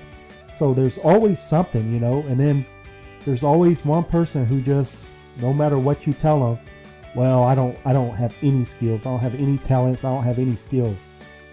I'm like, well, then why don't you start a YouTube channel? Well, I'm telling you, I don't have any skills. Well, why don't you start a YouTube channel and talk about not having any skills? I mean, obviously, you're probably the best at it. If you have no skills and you have no talent, and no one can help you basically, then talk about that. It's not so much that whether you succeed. I mean, obviously you want to succeed, and I hope you do, but it's really learning about yourself, and it's a test of yourself, so just put it out there. I challenge everybody, make a course. That is unbelievably going to be some of the hardest work you ever do, because if you're making a course and you're trying to start a YouTube channel, it's going to be something that you're passionate about. People always say, well, why don't you work and to have a job to be able to do something that you like to do?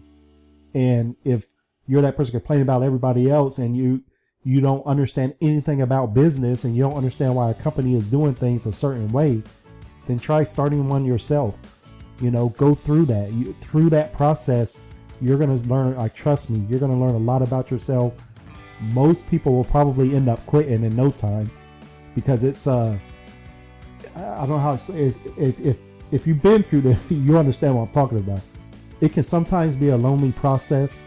It can sometimes, you can be asking yourself, what am I doing this for? Why am I doing this? And you may even shed some tears over it. I mean, it's, unless you have just a strong support, and even then, people can't quite get out what you envision in your mind. So a lot of that is going to have to be done by you. And people say, I don't know where to start. Well, we live in a technical age now, where that should never be a question, where to start. Go to Google, right? We got one of the most powerful machines. Type, I don't know where to start. What is it? What are you trying to do? Are you trying to start a shoe business? Type, how do I start a shoe business? Do you want to start a YouTube channel? How do I start a YouTube channel? And the thing is, as you start, one thing is going to lead to another, which is going to lead to another, which is going to lead to another. And when you get to that point, you don't know how to do it, then learn about that part of it. And then when you get to the next, every obstacle and everything that you overcome is going to bring you to another one. And I mean, it's as old as time. It's all about, getting through that situation. I always think of this quote from Rocky: "It ain't about how hard you can hit; it's about how hard you can get hit and keep moving forward." So, and trust me, if you're trying to start a business, you're gonna get hit quite a bit, and it's just about, I mean, there's been times that I even wanted to quit this, but when you have a passion for something, you just keep going. You keep going, you keep pushing, and it is going to test you to no end. And guys, there's tons of books out there for business, depending on what your niche is or whatever business it is that you want to start. If it's something that's, not internet based or something like that, you probably already have a really good idea on what you want to start and how to get started. But just one of the main things is just to get started, and then there's, depending on what you want to do, you can find books, videos, anything on that. And also there's, the self-help books that kind of, if you get down or you just get in a rut, you can kind of listen to some of these to help you and help you out. And, you can always depend on friends and family and things like that. So guys, I hope this helped, going over these different ways of producing income. Remember, your bank, becoming your own banker, your insurance policy will be your foundation, but that foundation is there to, help all of these other areas and improve all these other areas. So that's all it is. It's a foundation. And when you're ready to start your business, you will borrow from your bank, if it's available, borrow it from your self-finance through your own company. Your bank is basically your company. The whole banking idea and system is a creative thinking process. So you can create it, or using creative imagination, you can make up any name you want for your bank, and you borrow from your bank when you need it, pay it back when you need it, and then you grow on both ends. So, make sure you get your foundation set to where you need it. Once it's set, then start producing that income. And another thing about all of this, and as you progress and as you grow through this, it's you can speed through it, but if you really take the time and learn it, that's something that you could start to teach your family or your kids, and they make sure that they just teach it on, and it goes on for generations and generations. So guys, I hope you enjoyed this video. If you found value in it, I would appreciate a thumbs up. It really helps us to spread this word and get it out to more and more people so that they can do the same. So I will see you guys in the next video.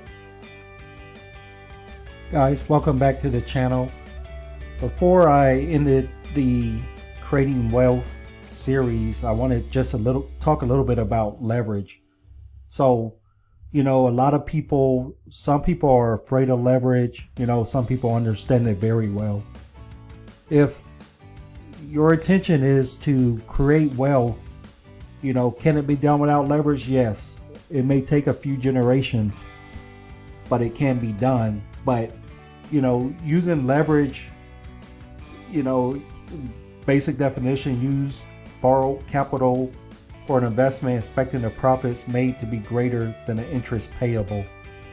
At this point, if you're not real keen on borrowing and things like that, and if you went through the whole process of, creating a budget, getting out of debt, and you're at this point, then you already know yourself well enough whether or not, you want to use leverage. To me, leverage is basically, it's kind of like you have an unsecured loan and you have secured loans. So leverage is technically like a secured loan for you. So let's say you were able to borrow $10,000 at 5%. Your payments on that, if it was for a year, would be $850. So let's say you borrowed that $10,000 and then you turned around and you invested it at say a 15% return. Then you will be getting $900. So basically, you can make that minimum payment back and you pocket $50 without ever having your own money. Now, let's say that to understand the power of leverage and how powerful it can be, let's say that you had a cash flow of $1,000. So it would take you 10 months to save up $10,000. You then invest that $10,000 at 5%. You make the $850. But if you could do it instantly, if you can borrow $10,000 and you could be making that $50 a month all the way up for those 10 months, and then have that to invest with the $10,000 and compound interest on top of that. The point is, guys, is leverage is, when I say secure, so let's say, you borrow $100,000, right? You borrow $100,000 and you bought a house with it. And, where people get afraid sometimes is they're thinking $100,000, that's a lot of money. But the thing is, let's say that life happens or you end up losing your job or something happens where you can't pay that back. Well, you could always sell the house and then pay it back. So it's not like you actually owe it. I mean, you wouldn't do that, but it's basically the idea of that money is basically secured. And that's what I mean by secured. It's secure with asset.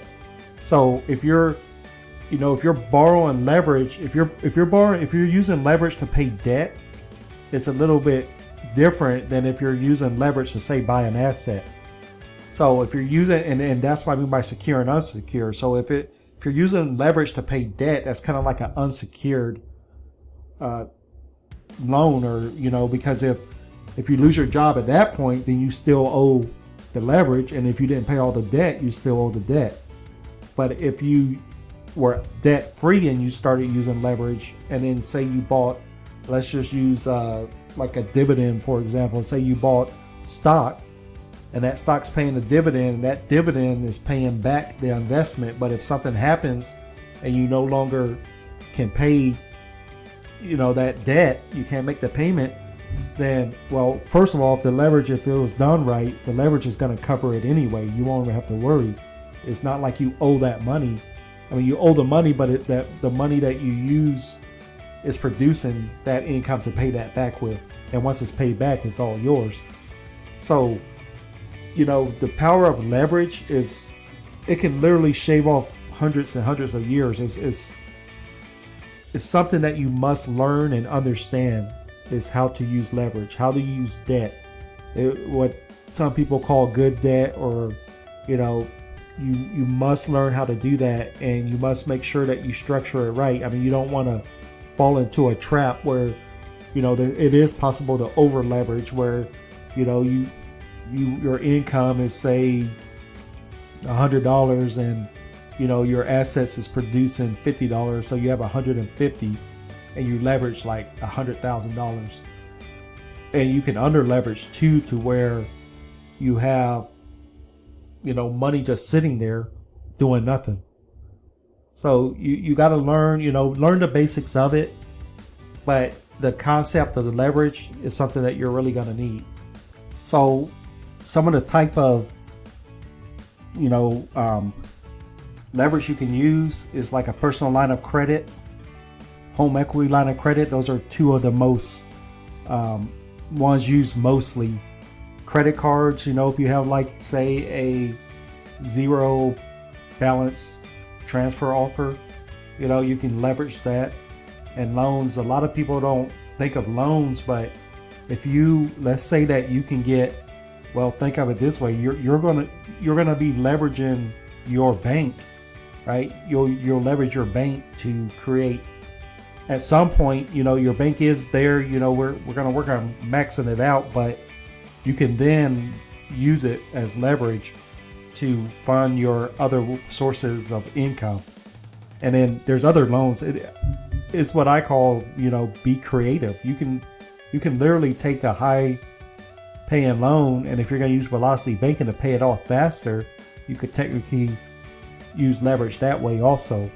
So these are a few of the most common types. There's if done right, and if using creative imagination, and I should say creative financing in a way, there's many ways of creating leverage.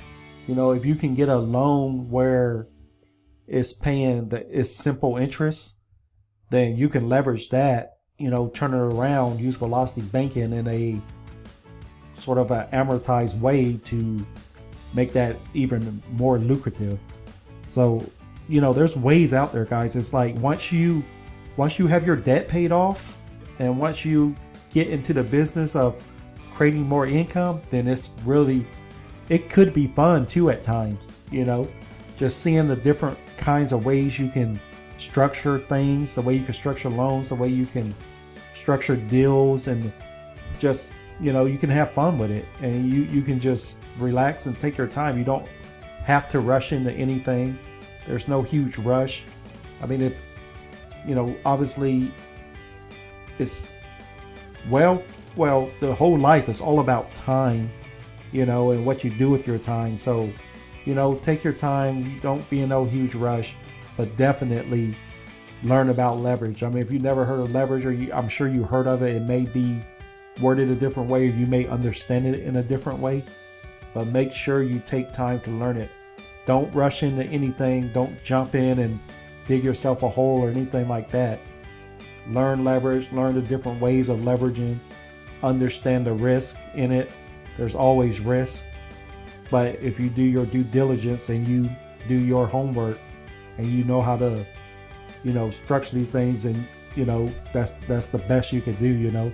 So, work on the business, work on using leverage to start your business, whatever that business may be. Make sure that you definitely learn leverage and understand it fully before jumping into it. So guys, I just wanted to make a quick video, and I don't know how to stress more the importance of leveraging at this point. I mean, if you use the creating a budget, and you actually worked your way up and build your checking account up, you know how long it takes already. And it's good to have had that discipline, but now it's time to catapult this and spring forward at a really, really fast pace. So I hope this video helped, guys. If you like this video, give it a thumbs up. Don't forget to subscribe and hit that notification bell so that you never miss a video. Welcome back to the channel. If you're new to the channel, don't forget to subscribe. This is a series on creating wealth. So if you haven't watched the videos on creating a budget, getting out of debt, and the previous videos in this series, I would suggest watching those first. So guys, let's do a complete review. I know sometimes gathering all this information and watching all these videos, you can almost be left at a point, where do I start?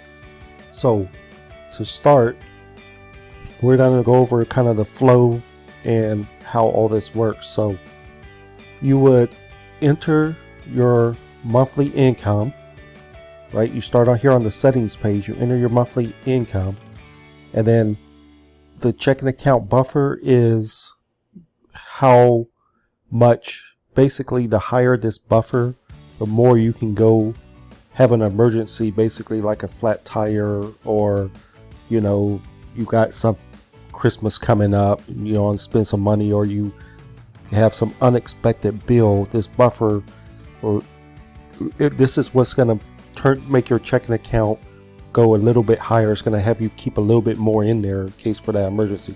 10% is fine, but you can choose however much you want. And then how many times a year you want to chunk at debt. Basically, once you have your checking account at the required amount, this will allow you, your cash flow will be times, say if you put 4, that means every 3 months you'll be chunking.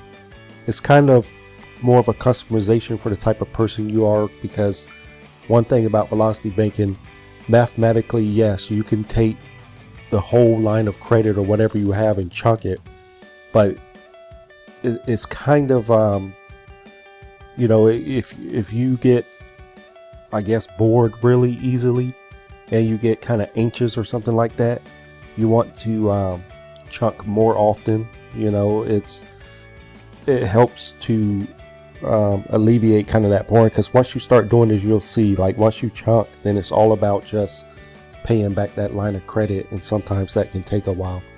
It's also, this will give you your second defense as far as how much money you need if something happens. So we switch to the cash flow page here. So right here in this emergency amount, this is where you'll enter anything outside of your normal budget that you're going to create that second checking account that you'll use for your everyday bills and expenses, or for your everyday budget. And then if something happens outside of that budget, this is where you'll enter that amount. And depending on where you set that buffer, that checking account buffer, and if you didn't want to borrow from your bank and you're building up your line of credit, the more times you have to chunk, the less you'll be saving per month also. So that's kind of what that second part is. Let's look at this from a flow chart point of view. So we'll start with the income that comes into your checking account. So all income, we make sure you direct all income into the one account, and then you'll open a second checking account for your budget. So when your income goes into the checking account, you will enter that into this green box here. Let's just enter a bill amount here, say $4,700. Okay, so let's say you pick one day out of the week where you pay your bills. So let's say every Friday, let's say you get paid every other Friday. So Friday payday, you come in and your income, $5,000, will go into here. That's all you do. You enter income. If it doesn't say to do anything, understand that the first thing you're doing is you're trying to build your credit. You're building your checking account up to this required amount that is telling you to keep it at. So for a few months, and this can take a while, you're doing nothing but just entering this amount. So that first step, all you're doing is keeping checking account at the required amount.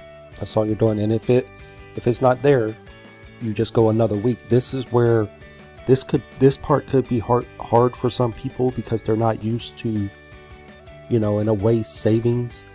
And technically this, you heard the saying, don't rob from Peter to pay Paul. Well, this checking account required amount, you think of this kind of like Peter. So this keep checking account at amount, that's Peter. You don't rob from this to pay anybody. This money, you got to think of it's already accounted for. All this is your bill money.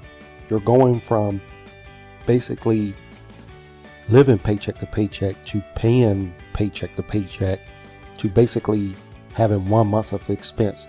Whose money is this? This money is whoever bills that you owe. That's their money. You're just getting it set up ahead of time so that you can pick that one day a week to make your bill payments and you don't have to worry about it. So to start, you just enter what your checking account says. Once you have you enter your income and you have all your bills listed, the first step in this journey is just entering in this box however much your checking account says every week. I would do it once a week. And then, so basically what you're doing right now is you're starting a business. This is your first business. You're going to now start looking at your finances like a business and no longer, just paying things. So once you enter this amount, that's the first thing you do. Once you enter that amount, you're going to go to your bills and you're going to log into each one of these accounts on your bills page. And then you just hit yes whether it's been paid. Remember, we're paying it in this month that it's due. So if this is January, all bills that shows due in January, you need to go down this list and pay them. And then check, yes, this is your starting point. So if you're kind of confused and there's a bunch of mess, basically create this list right here full of your bills and start going down a list and pay each one of them. So once that income comes into that checking account, you'll pay your expenses. So let's say that it's the first of the month, you're going to transfer over to your budget account your budget for that month. So from this checking account, it comes down to expenses. So basically to the right here is showing transfer to your budget whatever amount that your budget is set for. That's basically, you know, you open that second checking account and you transfer that amount over. And then this main account right here where it says start all income, when it goes into this main account, you come down to pay expenses. Remember that main account debit card, put that away. Put that and your credit cards away in a safe somewhere. You don't even need to look at it. And then transfer over to your budget account. And that budget account is where you're going to get your gas, your food, your groceries. You know, you want to stop in Starbucks or whatever you do on a daily basis will come out of this budget account. Then you'll pay your everyday living expenses. So if your rent is due, if your car payment is due, you know, when you log in on that day that you choose for the week, you pay whatever shows available. So if your car payment, if it's January 1st, you should first pay your mortgage, second transfer the budget over. Then you're going to go down the list, and I just wrote a couple of generics here, but basically you'll go down the list, and if you're using this info page, you know, it's really helpful. So go down the list on that first and see what's due. If you log in here to this credit card one and it shows the payment is due, pay it then. And then once you pay it, you'll come here, credit card one, and you'll click here and put yes that it's been paid. So let's say you log in, you know, log into each one of these. If you log into Kohl's, your water bill, electric, your cell phone or whatever, and none of those are due, then you're done for today. That's all you have to do. You basically log into each one. And then that next Sunday or whatever day you choose, that next day, you log back in, and you only have to log into the ones that say no now. I mean, if you want to be, really want to make sure that you check all your bills, and it's not a bad idea to do it, you can log into these ones that say yes to confirm that they have been paid. But once you know for sure they've been paid, you only need to log into whatever bills you have left for that month. So, you know, if you have, and if you already started your bank, right? You already started the infinite banking, you're becoming your own banker, and you haven't maxed out your MEC limit, you would have policy one, if it's your first one, that you know that you're just making payments to every month to start building that account. That's like another defense in, you know, in case of an emergency. So you should always either be already have that added here and be making just, you know, depending on your cash flow, you'll be making a payment every month to that policy, unless you already have it maxed out. If it's maxed out, you're just eliminating debt, then, you know, you'll be working on leverage or something like that. So, and that's where the bank part of it is here. If you take out a loan, make sure to pay yourself back. You know, if your bank was built up and we had an emergency, you would enter that amount. So, or if you're in the beginning, if you're building up that account, it's the same thing. You're making your payments to the bank. So income comes into the checking account. From the checking account, you pay your budget. You pay whatever bill is due, the everyday expense, whatever shows due. Remember, you're paying your bills in the month you get the statement. That's very important, not to confuse yourself into end up eventually even missing a bill if you don't be consistent on that. So make sure that the everyday expense is the bills you're paying. So, and you only have to do this 4 times a month. That's it, 4 times a month. You just, every day that you choose, you're just you're following those steps. And again, that step, once you have your settings set up, that's it. You just come here every Friday or Monday or Tuesday, whatever day you choose, it doesn't matter. You'll enter what your checking account says. So you enter this amount before you pay any bills. So let's say that, let's say those expenses came out, right? We went through, we paid every bill, and then you just enter 300. What's next? You do nothing. You don't worry about the money that's showing here. You just leave that in your checking account, right? And let's say month by month you're going through, you're paying all your bills. Eventually, at some point, this may take a while in the beginning, but once you get your checking account to that required amount, right? And then let's say the next month you paid your bills, and then after you pay your bills, you come back here and you update your checking account amount, and this is going to be slowly growing. See, that buffer here that's what's keeping it up a little bit. And as you pay your bills down, it's going to lower this amount. So that hard work that you've done, once you get to this amount that your bills are paid for the month, you should congratulate yourself, because this is the hardest part. It takes more discipline to do this probably than even the building wealth or any other area of this entire process. And it's gonna, like I said, this part is gonna kind of tug at, because you're gonna be looking, you're gonna be thinking, man, I got $5,000. But keep it at where that's all you do. Just keep it what the checking account says. So let's say you get to this point, right? And then the next time is Friday morning before you pay any bills. Oh, your checking account says it has $6,000 in it. It's going to, when you enter that, it's going to say transfer this to your line of credit. Now, if you don't have a line of credit, you're going to transfer it to your savings account. So that savings account that's attached to your main account, that's where you're going to transfer this amount to. So you're going to do a transfer into your savings account.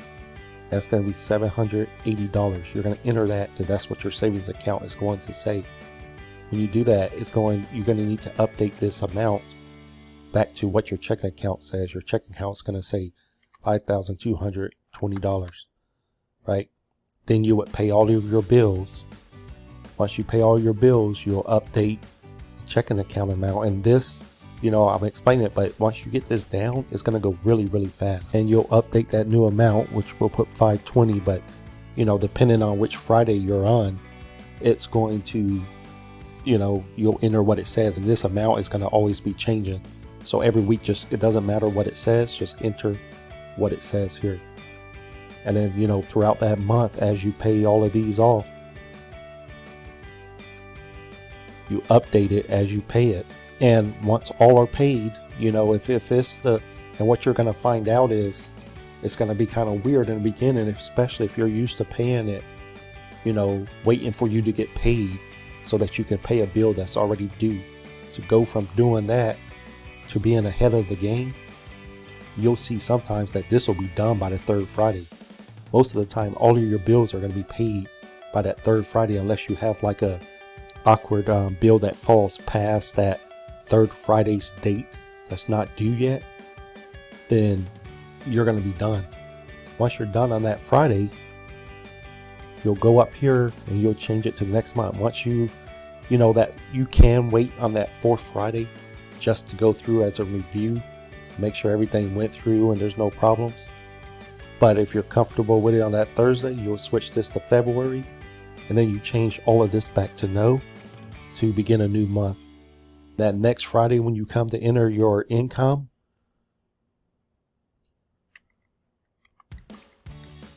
right, it's going to tell you basically what your cash flow is going to be. Once you get this checking account to required amount, you're going to see that this is going to become $300 every month. And it'll fluctuate, depending on if you have like credit card payments and things like that. It's going to fluctuate a little bit. It may say like 312, it may say 315.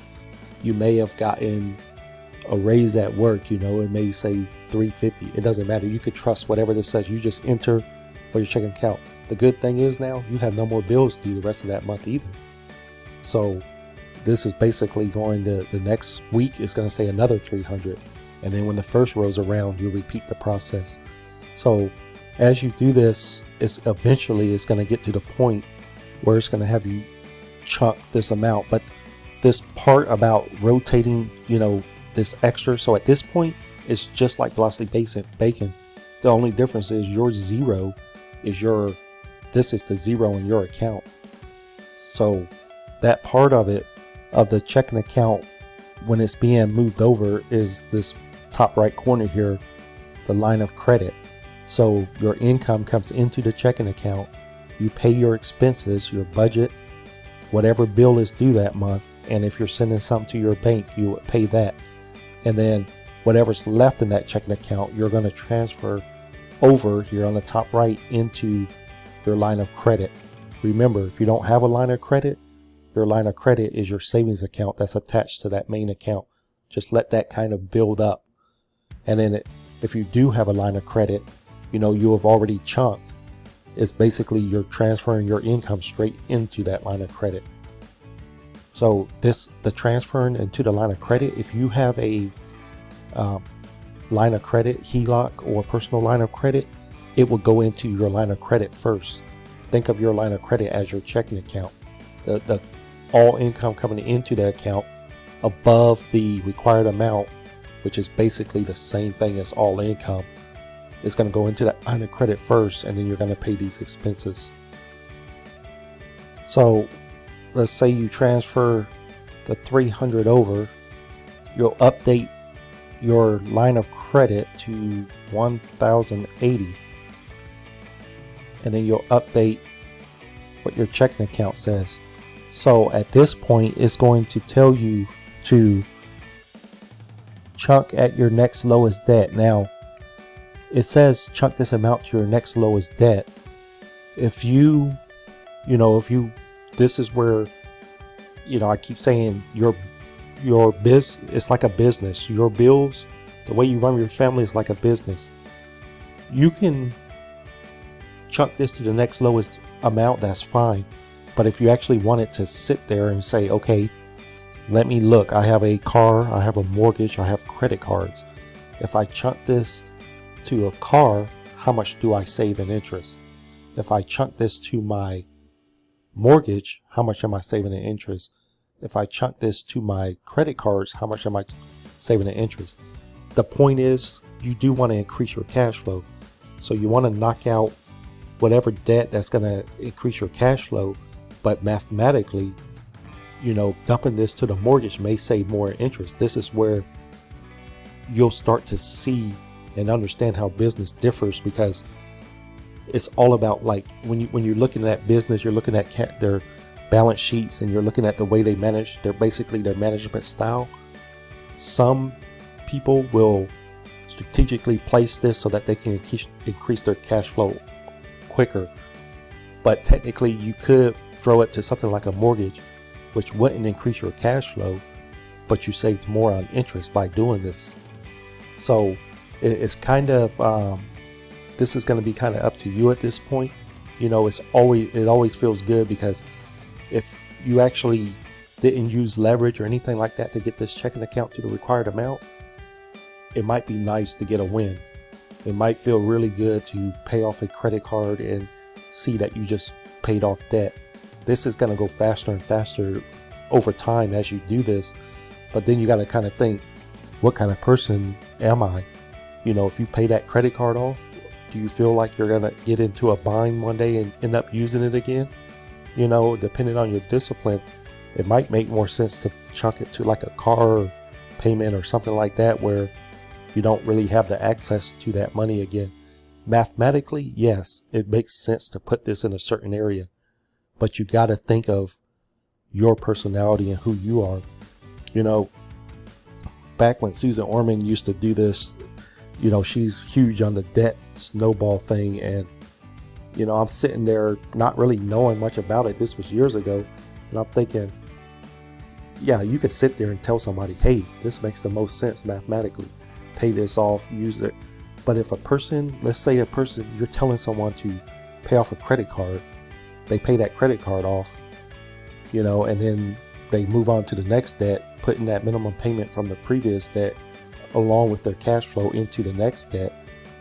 then yes, you can easily sit there mathematically and tell them what, oh, this is the fastest. But if it's a person, you don't know their personality, and let's say they end up using that credit card and running it back up again, then it would have made more sense for them to put that on the card where they couldn't have access to that again. So hopefully by now, though, you know, if you got to this point, then you definitely have the discipline and you're starting to understand this. But I'm just saying that at this point, when it says chunk this to debt, you'll basically chunk this to some debt to knock down the interest. You know, without knowing the situation, it's hard to say what to do. But you know what? Sit there and think about it. You know, don't just, like, it's awesome. You got to this point and you can now start to pay off something. Like I said, it makes the most sense to increase your cash flow the fastest, but at the same time, just think about the type of person you are. So in the flow of this, the line of credit is going to be chunk to debt. So, you know, choose what debt that you need to pay off, and from there you're going to chunk that at the debt. So once all debt is paid, you want to, you know, by this point you'll be creating your goals. And let's say that, for example, you want to start a dividend portfolio. That dividend portfolio is going to create income for you. So when it sets chunk to the next debt, you would take this $1,000. I mean, at this point, you should be getting ready to use leverage. If you don't have it, remember when you're getting close, let's say that, you know, almost all your debt is paid. If you haven't used leverage yet, you need to be calling the bank, going into them, you know, meeting and talking with someone. Try to kind of like, you know, when you start real estate, you're going to find an agent that you'll be working with. You need to find a banker. So go into the banks, talk to someone, you know, say, hey, you know, I see you guys offer a line of credit. I love credit unions. You know, if it was me, I would be using a credit union for all of this, but be talking to the banker. Hey, I see you guys offer a line of credit. What should I, you know, I kind of want to make sure that I'm getting in line because I want to use a line of credit eventually, if you're not already at that point, and say, what are y'all looking for? What are criterias? Like, what is the debt to income ratio I should be at? You know, what, make sure you see, I mean, over time, if you're already doing this, you already built a relationship with that bank. And I would start probably day one saying, hey, you know, once you start your account, you know, just have conversation with the person you're starting your account with. Start asking about line of credit. I mean, the day you open it, start asking, hey, what requirements do they usually look for? What credit score should I be at? You know, already be talking to them. Because, you know, we didn't go exactly on how this could be done, but you could technically use leverage to get your checking account to this required amount and, you know, make all of this process go a lot quicker. So let's say that you have your line of credit and your chunk, let's say your line of credit is say like $5,000, okay? You're going to take that $5,000 and buy dividend producing stock. Let's say that stock produces $50 a month. So what you're going to do is, once you buy the stock and it's producing $50 a month, you're going to go back to the settings page and you're going to increase this income. Don't reinvest those dividends. Technically, you are reinvesting them, and you'll see that. But basically, this will become $5,050 is your new income. And then, you know, on this bills page, actually, so let's say, okay, at this point, we already paid off debt. So let's say that your everyday expenses come out to $2,500. So what that's going to do is now you only have to keep your checking account at $2,800. So you're already going to have cash, plus you're going to have your leverage, right? You buy that, and then the process never changes or stops. You basically just enter what your checking account says, transfer the amount that it says over. But now you're basically taking that leverage, that line of credit, which is now debt, right? If you use that line of credit to buy a dividend producing or asset, any asset that produces income, it doesn't have to be dividend, but whatever you use it for, right? You're using debt. Now we're using that debt, some people now call good debt. So that good debt, that line of credit passes through the good debt, and that good debt produces income, which all goes back to the start here in the top left corner of income. And you'll start there and you rinse and repeat the process, only now you're doing it at a faster pace. So that getting that checking account required amount, that was your basis, and then the chunking amount now is going to be so much faster, and then you just rinse and repeat. So the next time you get this checking account paid off and it says chunk to debt, you would chunk and buy more income, and then it just repeats the process. You're used to it by now because you've been doing it so long that it will just be like instant. It'll get to the point where you're going to grow out of that line of credit and you're going to need a bigger line, and you'll continue on. So what if you have an emergency, you're going to enter your emergency here, and then it's going to tell you using the bank calculator, enter your emergency. And on the bank page, and if you're not using this Excel, then and you created your own, that's fine. Whenever you need money, you just go to the bank, Google amortized schedule, enter that amount and see what the payment is. Built into here, you would enter that $1,200, and then at the same time, this bank is already being built up, so you should have the cash already built in here for when you need it.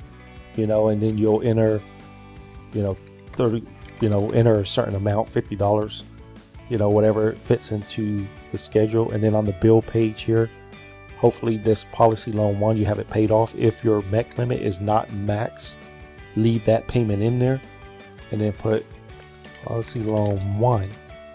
And you'll enter, if you are sending, let's say that your cash flow was allowing you to send $100 a month to your bank, you would just, if there's an emergency, you take it out and you enter that new payment in there, and you never stop the flow. So the flow never changes. Let this be your basic flow and design of how you run your bills and how you create your income. So you have your 2 checking accounts is where it all starts. All your income is directed into that main account. From that main account, when all that income goes into that main account, you transfer your budget. Remember, your budget is basically, that budget part is the controlling factor of all of this. If you go outside that budget or mess it up, then this flow ain't gonna work very well. But once it goes into the checking account, you go down, pay expenses, and then any leftover goes into the line of credit. As that line of credit builds up, you chunk it at debt. Once all that debt is paid off, then you still gonna use debt. That line of credit is your debt tool.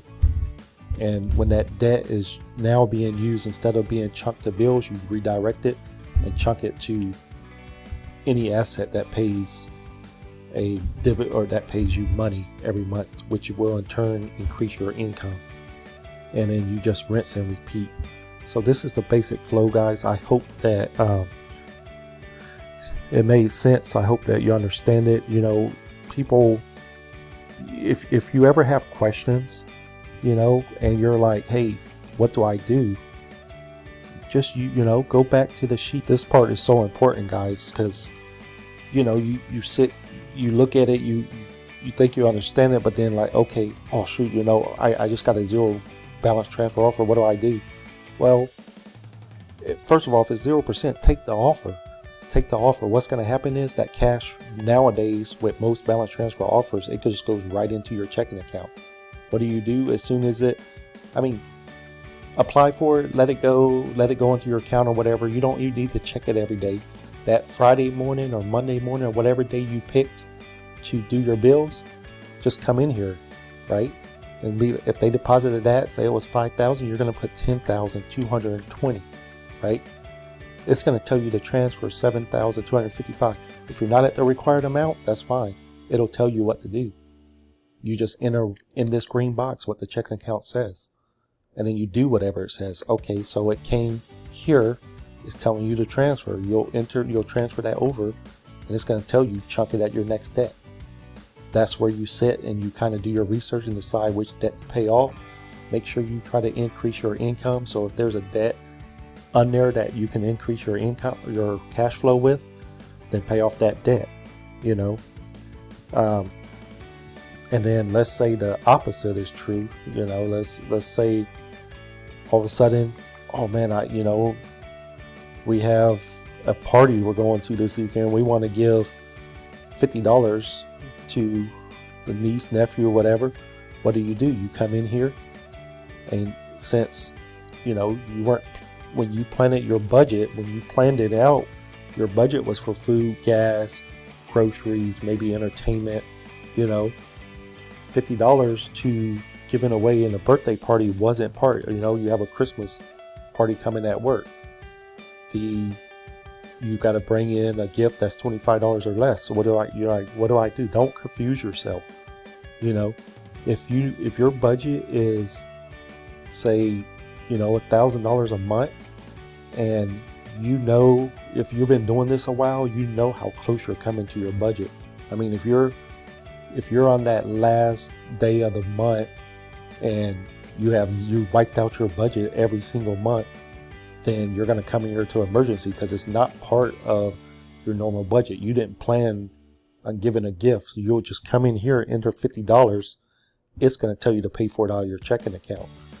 So when you go to buy that present, you may take your debit, either transfer $50 from your checking account to your debit, or just take that checking account card that day and pay for that present. That's it.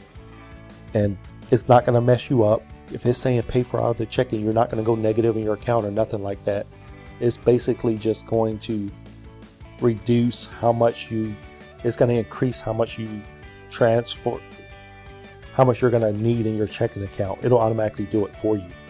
So guys, don't freak out or don't overcomplicate this. This is a simple, easy thing to do. If you're messing up, then you're probably messing up at your budget. Other than that, if you ever don't know what to do, because the fact that you don't know what to do, meaning that it's something outside of a normal budget, just enter that amount in here and do what it says. If it says pay for it out of the checking account, that means you can transfer that amount over to your debit card and use your over to your budget card and use your budget card to pay with it, or you could just grab that card from the other checking account and just pay with it from that. Just remember to put that card back. Don't end up going 4 or 5 days, leaving it in your wallet or purse, and then get yourself confused. Make sure if you're going to use that, pay for it. If you're kind of forgetful and you may end up messing up, then take that card, then just transfer it to your checking card that you already have in your wallet or your purse, the one that you're using for your everyday budget. Just transfer that amount over and just let the flow keep working itself out. Now if you come in here and you enter an amount, if it's something big, then take a loan. So just a little bit on this. Okay, let's say that your emergency $1,200 and you need it right away. You can if you have a credit card, don't be afraid just to use the credit card on this, because you're going to be taking a loan from your bank, right? And that turnaround time can be anywhere from 2 to 4 days. I would say even give yourself 5 days just to be safe. So if that emergency, it's really cool if you're able to prepare for it, because then you can transfer that amount from your bank. It'll transfer into your main account, and then you'll either transfer that to your budget account and use that card to pay for it, or if you use a credit card, just I would use maybe one that you don't have a balance on. Just use the credit card to pay for it, and as soon as that money hits your bank, when you go to make that payment on that credit card, you would just pay it off, because you would be over that amount anyway, because you took that from your bank. And then don't forget to add that policy loan onto your bills page so that you can pay yourself back. The fact that you already have some going, it doesn't change. If you took a loan from there, you need to add that as an extra payment. I mean, you could just increase this to $150, but then you need to make sure you decrease it back once you have that payment off. And you're going to need to track the loan somehow. So if you don't, if you don't already have one of these, then you can kind of either keep track. If you're doing this on paper, then just kind of subtract the amount every month. You know, if you're using an amortized calculator from, say, like an internet, you know, just fine. Just enter what the new amount was, and then just keep track of it. This right here, if you can start to see, it's gonna cover you no matter what happens. You know, if you guys, these little details matter a lot when you're doing this. So make sure that you don't just pay your bills and then log off and go on about your day. You need to set aside some time, and you need to go to this here and actually click yes, it's been paid. Don't forget to do that. You know, you can't, this is a business. You got to put a little bit of time and work into it. It's going to change. So, you know, if you decide, hey, I'm going to pay my bills on Tuesday, set that alarm for 30 minutes earlier and get up. You know, if you got a hectic, chaotic household, when, you know, maybe tell your spouse or significant other, hey, I'm going to run some errands and go to the library for like 20 to 25 minutes. This doesn't take very long. And, you know, once it becomes a habit, you'll be really good at it. So spend the time, guys. Just spend the time. You know, this ain't something you just look at real fast, pay a bill, and run out the house. You know, you need to sit here and make sure you're in a relaxed environment. You're in a relaxed position. You have the time to sit there and take the time to do this. Another thing, you know, if you don't have a laptop, you know, you're trying to do all this on your phone and you can't hardly see it and things like that. This is a business, you know, it is a business. A business startup is going to require some things. So if you just starting out and, you know, you're afraid to spend any money, you know, because you're already in debt everywhere, spend the $200, go get a computer, spend the $50 a year for Microsoft. It's something you would never spend. You're like, man, that's a lot of money. But then you turn around and go out and eat dinner and spend a 30, 80, 40, 60 bucks without even thinking about it, you know, and then probably get home and wish you didn't do that. Well, just spend it one time. Spend it on the equipment you need to get this stuff done every month. You know, that this is going to turn around and produce, through the savings you're going to be saving the interest and capturing your budget and creating all of this. You need the equipment to do it with. So don't get a Chromebook. I don't think Chromebooks allow Microsoft Excel. You know, get a solid computer that you can do these things on, and you can take the time, because a lot of this is going to take research also. So guys, I really hope this helped. If you enjoyed this video, if you found value in it, give it a thumbs up. Let me put this flow chart up for you guys. I'm going to try to let this run through. So all income, where you start at, will go into your checking account. That's your main checking account. Make sure you redirect all income into this account. You'll keep it at the required checking account amount. That's your first step, and that may take a while. Remember that. All your expenses are going to come out of that checking account. So like on the first of every month, you'll transfer into that second checking account, which is your budget account. And then once you transfer that into your budget account, as the month progresses, you'll pay the bills when they're due. So 4 times a month, when you're checking that, you pay whatever is due. Remember, if your bank isn't set up, or your bank isn't maxed out, make your payments to your bank. If you take a loan from that bank, then you would make payments back to yourself. Then that loan you take from the bank is going to become income, right? You'll just enter that into your income account in that green box. Whatever that amount says that it was, you just create another bill on that bill page and make that bill. And then as you're building up your line of credit, you'll constantly be transferring that cash flow over. And at some point, once it tells you to transfer, you transfer that into that line of credit. And then at some point, it's going to tell you the chunk. You chunk that onto debt. And then eventually, once all your debt is knocked out, you'll buy your dividend producing or any assets that now becomes income. It goes back into your income and you'll reinvest it and do it over and over. So guys, I really hope you enjoyed this video. If you found value in this video, give it a thumbs up so that we can reach more people. And I will see you in the next video.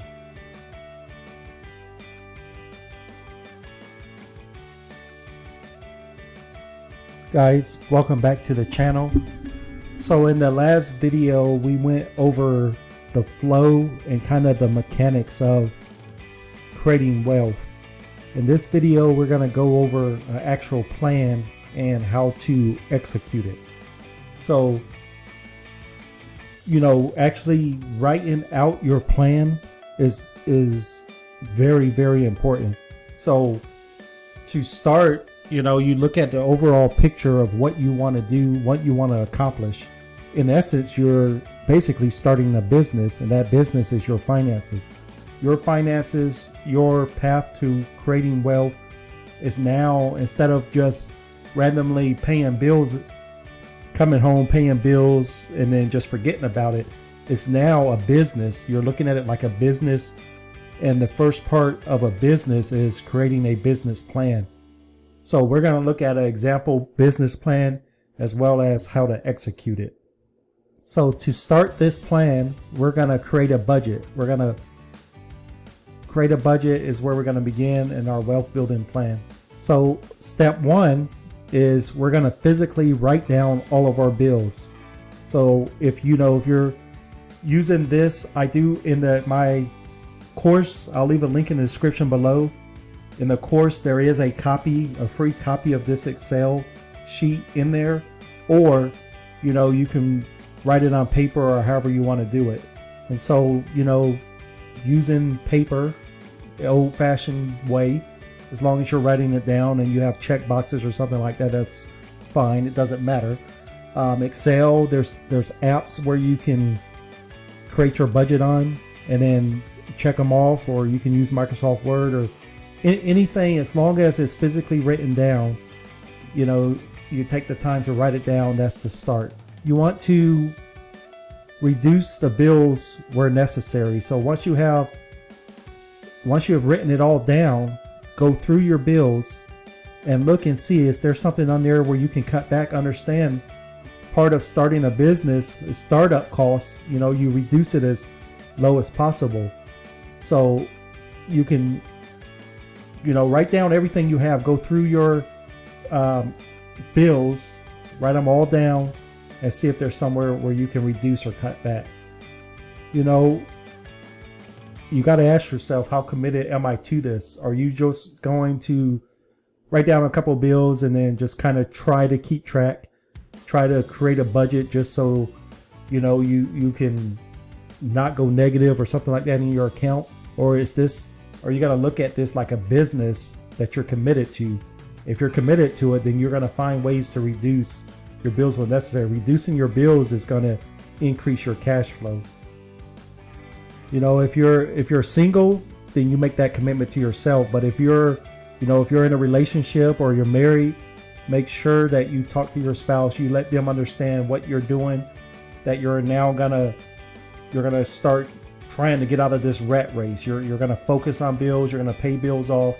You guys work together and form this plan to get this done. You know, I wrote down here, educate myself on discipline. Discipline is going to be a huge factor in this. If you're creating a budget for the first time, you know, and you just kind of been winging it through all this time, then it's going to be a different lifestyle. What you're doing and what you're trying to accomplish is going to be different than what you may be used to. It's going to take that discipline. It's going to take time. You're going to have to shave off 15, 20 minutes, you know, get up early to go over your plan, to see what your next step is, to make sure things are getting done, to even check it off if you have to. So make sure if you start this and you're thinking, okay, I can do it, but then you start falling behind or something, look at maybe reading books on discipline or something like that. Okay, which bank or credit union are you going to use? You know, I prefer credit unions because the ultimate goal is to use leverage. So usually, lines of credit at credit unions are easier, but if you already have a checking account, you don't want to go through switching all of that, that's fine. But it is a business now. You're starting a business, you're going to want the best that you could possibly get. So that little bit, that little bit of savings, interest, that the ease of access to be able to transfer between accounts, to be able to check your balance quickly, all of that adds up over time. It's worth the effort in the beginning to create that and to find something where it's going to be that easier to use and even talk to and build relationships with these people at the bank. All of that's important for the overall health of your business. Step A, research bank credit unions. Next, you will open a second checking account. If you're following this, all the videos, if you watched the Creating a Budget and all the other videos, if you haven't watched those, I suggest watching those before this. But creating that through all my research, and there's even a video on the iSave app on what originally, how I was thought about using that app for budget. But to me, it was always about, and this goes for anyone, it's about quickness, easy. How can you keep track of, because sometimes it's hard to keep track of. With those budget apps, you got to physically type in what it was, type in the amount, save it, or at least put an amount in there, and then when you get home, fix it. But after constant, talking to people, working with people, the best way to create a budget is to open a second checking account. Keep all of your bills and everything else in your main account. That second checking account, you just use it for whatever you want. As soon as you swipe it, that keeps the record for you. It keeps the amount for you. You can't go below that budget. Don't forget though, when you open that second checking account, the first time you do it, send an extra $100 to it. That $100 is your 0 point. So if you have $99 in your budget account, you're negative, and you need to bring it back positive as quick as possible. The next step you want to write down is, what if something happens? Can my budget fail? And what to do if it fails? So these are questions that, this isn't just a normal create a budget type video. It's we're checking all aspects of this and making sure that we're building something that doesn't fail. We're building the business that do not fail. So, can the budget fail? If you don't have that extra $100 in there, then yeah, you could go negative or something like that. You could go over your limit. What do you do if it fails? That's why you have that $100 in place. You have that $100 as your 0. That way you don't, sometimes you think you have $15, $20 in there, and you swipe your card and it ends up being 30. You go negative, and now it's charging you. We want a business that's going to start producing profit. We're looking at this like a business, and we want to get to the point where we're producing a profit. We're switching this around to creating wealth once we get out of this debt. So the budget is the backbone of your business. Make sure that, that second 100 that's in there is just more of a buffer, more of a protection, just in case something happens. Next thing you need to ask yourself is, when will I do my budget? How often do I need to work on my budget, and who will work on the budget? So, you're writing the plan out. You think about, okay, this isn't just something that I'm going to do. Basically, I'm going to be doing this the rest of my life. You need to set aside time to work on your budget. If you're married, you have kids, a bunch of kids running around, you're taking care of your husband that can probably be a kid, or if you're a husband, take care of your wife, something like that. You need to make sure that you set your alarm. You pick one day out of the week. If you watch other videos, you're going to pick one day out of the week that you're going to work on your bills, paying your bills. That one day you might have to get up 15 minutes, 20 minutes, 25 minutes early. The more often you do this, the faster you're going to get at it, the better you're going to get at it. And, to optimize the time and stuff. So in the beginning, you may have to set a half hour. You may have to just, if you get up at 6 a.m. every morning, you may have to get up at 5:30. It's only a commitment one day a week. And you have to actually do this. You can't just, this is where, when you start getting into business and you start learning about financial statements and business management and the way people manage their business, if this was someone outside looking at you, which it will be once you try to use leverage, once you apply for those credit cards, once you apply for that line of credit, there's going to be someone looking at your business. How do you run it? Are you just not managing it at all, and you're just going through hitting the numbers as fast as possible, or actually looking at it strategically, looking at what you can pay, looking at your cash flow, understanding the way it all works? So this will take some time. It takes some time, but once you get used to it, it becomes easier. So, and then is it going to be a joint effort? Is one person going to pay the bills? Are y'all both going to look at it? Decide on that and how that's going to work.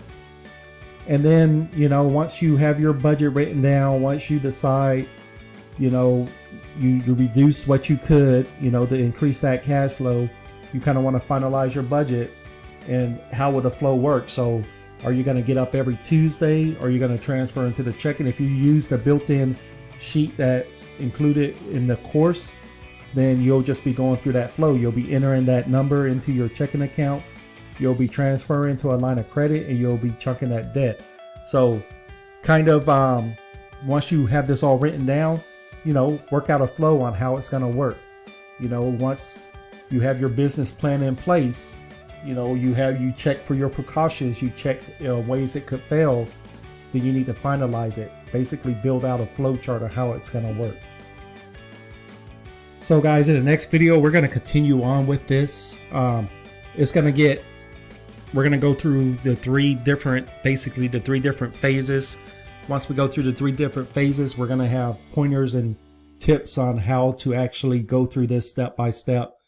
So guys, if you found value in this video, I appreciate a thumbs up. It helps us reach the more and more people to learn how to create a budget, get out of debt, and build wealth. Don't forget to subscribe, and I'll see you in the next video. Guys, welcome back to the video.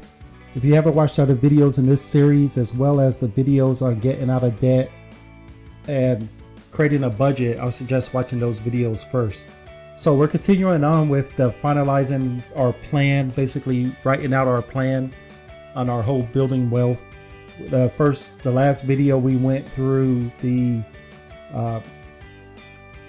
creating a budget. So this part of it is getting out of debt. It's still part of our same plan. You're still writing out your plan. We're continuing on with it. So now that you have your budget all figured out and you know exactly how you're gonna be running it, you have your numbers, you know your cash flow, you now need to devise a plan on how to get out of debt. And building out this plan, write down, how am I going to get out of debt? What ideas, what are you going to use to get out of debt? So a couple of the strategies we talked throughout these videos on was the velocity banking and infinite banking strategies.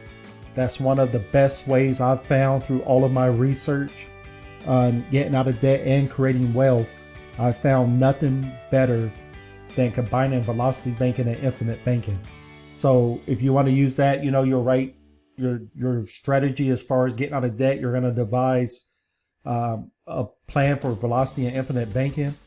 You're going to need to do research on it. If you don't know anything about velocity and infinite banking, those strategies, research. There's a ton of resources available in a link in the description below on Are You Ready to Become a Banker? If you click on that, it'll take you to the IBC Global page. They have knowledge on infinite banking. So you can use that resource on learning about infinite banking. You enter your email and stuff, you shoot an email, and they'll send you back just a wealth of knowledge and information on infinite. Velocity banking, you can see it on some of my previous videos. Look for YouTube Velocity Banking, research it, do your research, understand what you're trying to do. Again, remember, this is a business. Going into that business, you gotta write out a strategy. You gotta know what you're gonna be using to attack this debt with. So those steps, I put research, the velocity, infinite banking strategies. Next, you want to integrate the velocity and infinite banking into your budget plan. So like in this sheet, in the link in the description below on the course of financial freedom, included is this sheet as well as a flow chart. But basically, if we flip through this sheet,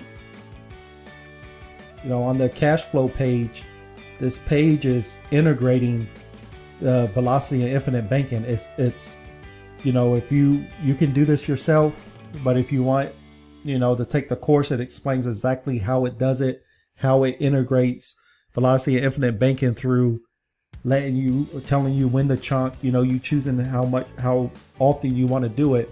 But the Velocity Banking part is chunking to your debt. It's building up that line of credit so that you can chunk to your debt. And then it has the bank page integrated, which is part of your becoming your own banker. Once you build your bank, you integrate this in by adding it to the bills page, that policy loan. So, you know, like I said, you could do this on paper, but you know, it's easier to have something where it automatically calculates it all for you. It tells you when to do it, but basically you want to integrate those two. If you do your research and you find, it's like as I have, that there's going to be nothing better out there to help you get out of debt, you need to integrate this in with your budget plan and create all of this into one to eliminate and tackle that debt. So you'll add these to your budget plan, which is what we just went through. Tackle debt strategically. So, you know, this is where, you know, lately, Dave Ramsey, you know, he's had a lot of just bombarded with criticism stuff as far as, you know, not using credit cards, not using leverage. And I agree with it. You know, that area, you know, he doesn't like he doesn't like insurance. I don't know so much about the infinite banking concept, but one thing he does do well is tackling debt. You know, I think that Dave Ramsey and his, you know, that Gonzale mentality of just tackling debt is awesome. So, you know, to me, you know, Susan Orman, you know, she uses a debt snowball. I've always had a problem with that because I put on here, do I face mathematically or by my personality? So if you mathematically, it makes most sense for you to pay off a credit card before paying off your car, you know, but if your personality and your discipline level is you pay the credit card off, you do good for a little bit, you're starting to pay your car off, and then you use the credit card again, then technically, mathematically, that wasn't the best way possible. So, you know, this is you as a business owner, how are you going to tackle it? You know, you can, if you need help, you can email me or whatever, or you can write on the blog, but, you know, to me, it always comes down to the person and what kind of person you are. I don't care, you know, mathematically, if it makes sense a certain way. It only makes sense that way if you have the discipline to follow that way. You know, if you're basically paying something off and shoving that money right back in your face every day and you can't help but to spend, then maybe it's better to pay the car off first where you don't have access to that money. So, you know, that's just my little spiel on that part of it. Obviously, mathematically is always the best way to go. There is a way to figure it out. And, you know, we can run those numbers. But if you like I said, if your personality is, you just got to go shopping, you got to do it, whatever you have to do, then it might be better to put it to where you just can't get to it. And that way you pay off that debt, and then even let the credit cards be the last thing that you do. But hopefully you've been following the videos and you understand the leverage a little bit, and you understand that. So just sit down. You know, that's where I was saying in the previous video where it's going to take time to do this in the beginning, because your business is time. It's not something you can just rush into and not give it a second thought. You got to think strategically about this and how you're going to do it. And once you focus in one debt at a time, is, you know, because you can easily overwhelm yourself. So you don't want to get overwhelmed. You don't want to, you know, let this be a burden to you, but you want to, you know, so it may be better just to look at one debt at a time, focus on it, and we're going to get into that in some previous next videos. Next, let's run through the creating wealth real quick, even though it's a lifetime worth of building. But creating wealth, same thing. You're going to physically write down your plan on what you want to accomplish. You know, physically write down, how much do I want? And then once you write that down, how will I achieve this goal? So, you know, we went in some of the previous videos, we went through some ways of creating passive income, you know, some of which are dividend income, peer-to-peer lending, crowdfunding, real estate, business. So, you know, really think about your plan, what it is that you're trying to achieve. I mean, if it's just money, you know, if that's the case, you know, on this channel, I like to focus on passive income. But if you're, you know, hey, you want money, then at least be specific about it. I want $5 million. Literally write down the amount that you want and then how you're going to achieve getting that amount. And it could be up to you wherever you want. But, you know, we'll use a passive income example in this video or previous or next videos. You know, just like on the other part of these plans, you got to ask yourself, how dedicated are you to this goal? You know, is it something that you're working towards? I mean, if you were just going through life and you're basically just paying your bills every week or every month, now it's different. Now you physically have a goal, you know. You know, I'm always reminded of this verse, Proverbs 29, verse 18, where there is no vision, the people perish. But he that keepeth the law, happy is he. You know, because when you were just paying bills, there was no goal there. There was no vision. You were basically just kind of dying inside. Like there's nothing to really drive you or push you. So now that you have this, you have a reason to be dedicated to something. So, you know, you ask yourself that question, how dedicated am I to this goal? And then you always have to balance work life, family life, and goals. So you got to make sure that, you know, part of writing this plan out is knowing where you're going and knowing what you have to do. And by doing that, you can balance out that work life, family life, and goals, because it's not easy. This right here, you know, there's a lot of videos out there on creating budget. There's a lot of apps out there on budget. But what people don't talk about a lot is it's not easy. You know, budgeting, creating wealth, getting out of debt is not an easy thing, especially if you're not used to it. So guys, I just, you know, I wanted the next video where I'm going to go into how to actually do all of these. So, you know, just basically one other thing that may help you in doing all of this. So if you found value in this video, I appreciate a thumbs up. Don't forget to subscribe, and I'll see you in the next video. Guys, welcome back to the channel. If you're new to the channel, don't forget to subscribe. This is a series. This will be the final video on creating wealth. If you haven't watched the other videos on creating a budget, getting out of debt, and creating wealth, all the previous videos in this series, I would suggest watching those before this one. Okay guys, so we created our budget. We physically wrote down our goals. And I just wanted to talk a little bit about how to execute this, because it can be overwhelming, you know, and to write down all of these goals, and, you know, you can lose focus a lot of times. We are going to, you know, this whole thing was based around, you know, planning on that you're going to live forever and living like you're going to die today or tomorrow. So, you know, one thing that I want to keep in mind, if you haven't read the book, The One Thing by Gary Keller, make sure you read this book. I would even read the book maybe before starting this or while you're starting it, but at some point make sure that you read this book. Okay, so once you have your plan, it's all laid out, you're ready to go. What you want to do is, you know, black out your plan. Focus on one step at a time. This is where I was talking earlier, where you could get overwhelmed. The easiest and most effective way to do this is black out everything else except for the step you're on. So let's say that right now it's just a thought. The thought is in your mind that you want to start taking control of your finances. You want to create a budget. You want to start having money. You're tired of living a certain way.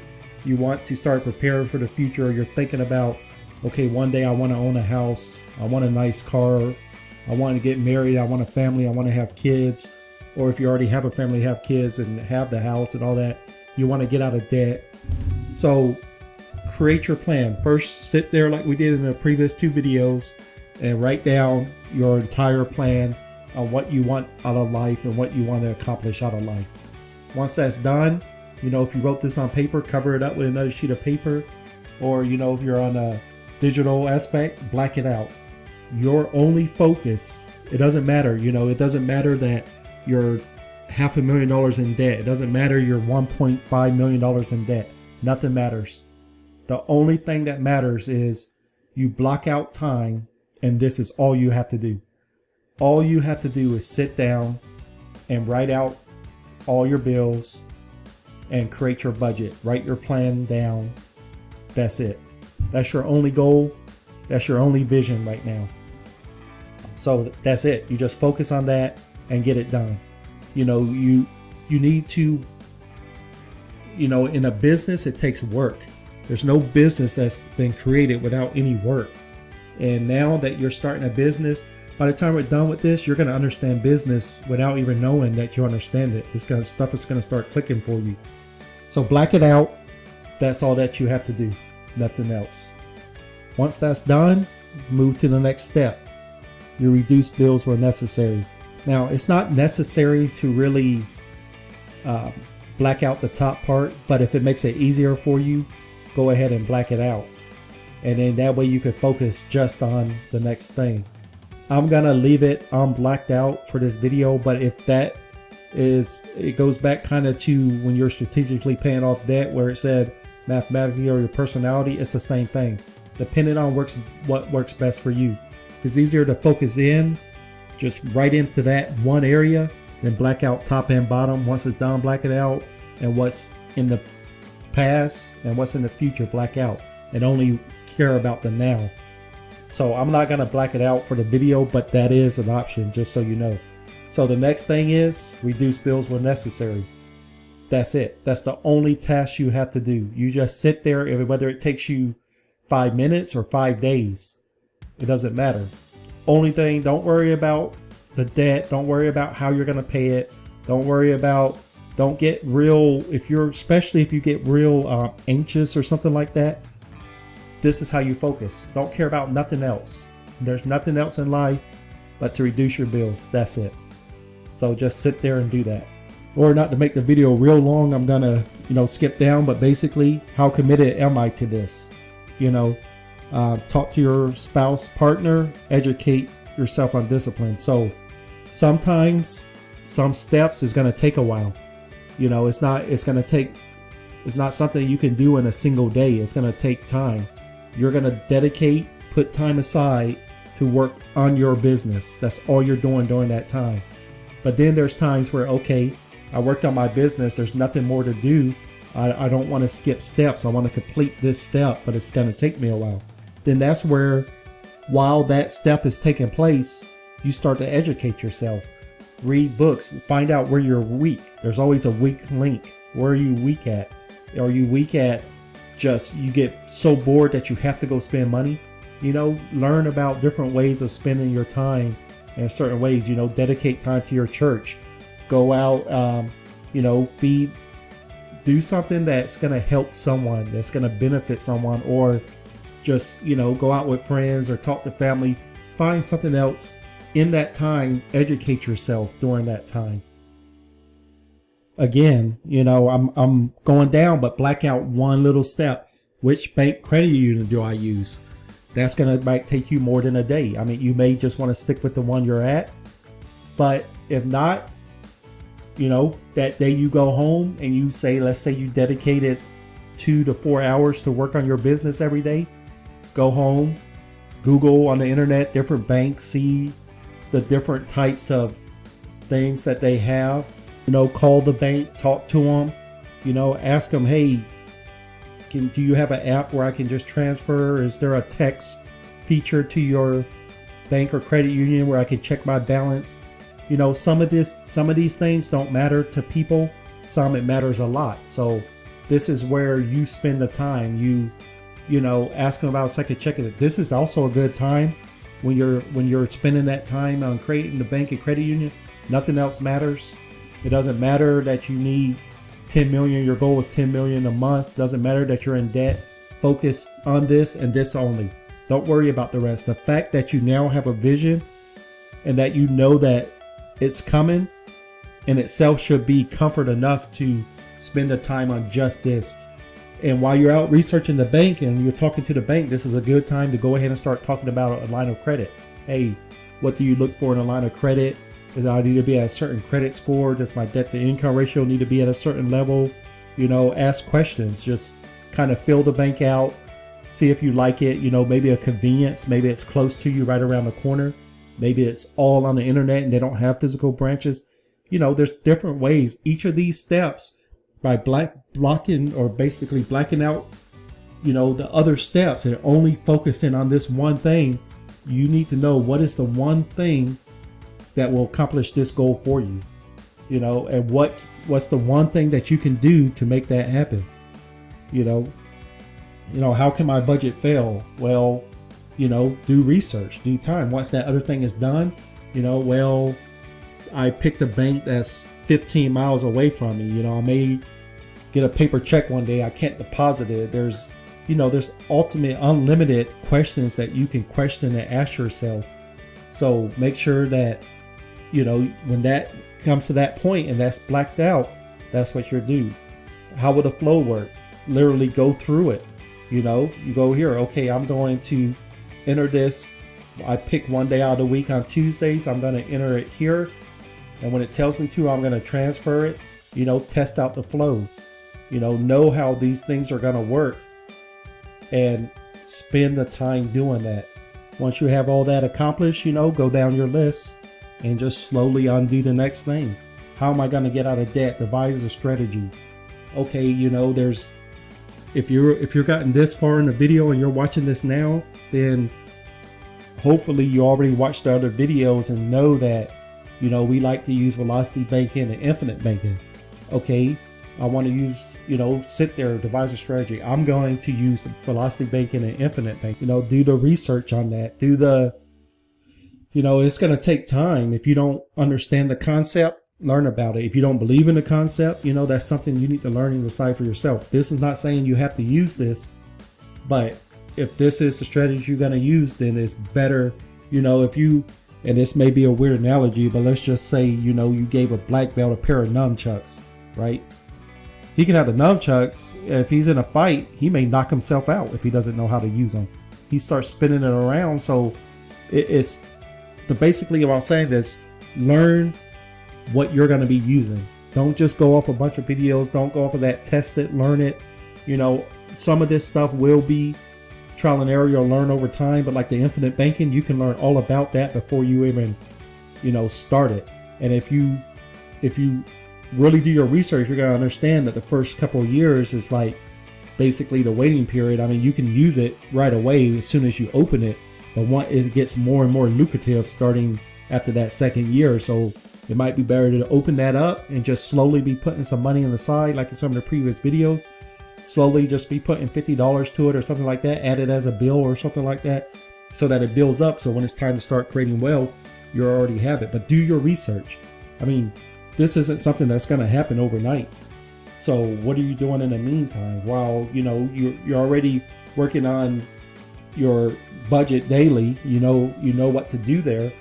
In the meantime, pick up a book. You know, if you haven't read Becoming Your Own Banker, Nelson Nash's book on infinite banking, learn about that. Velocity banking, tons of videos on it. You can even test it out yourself by using a credit card or something like that.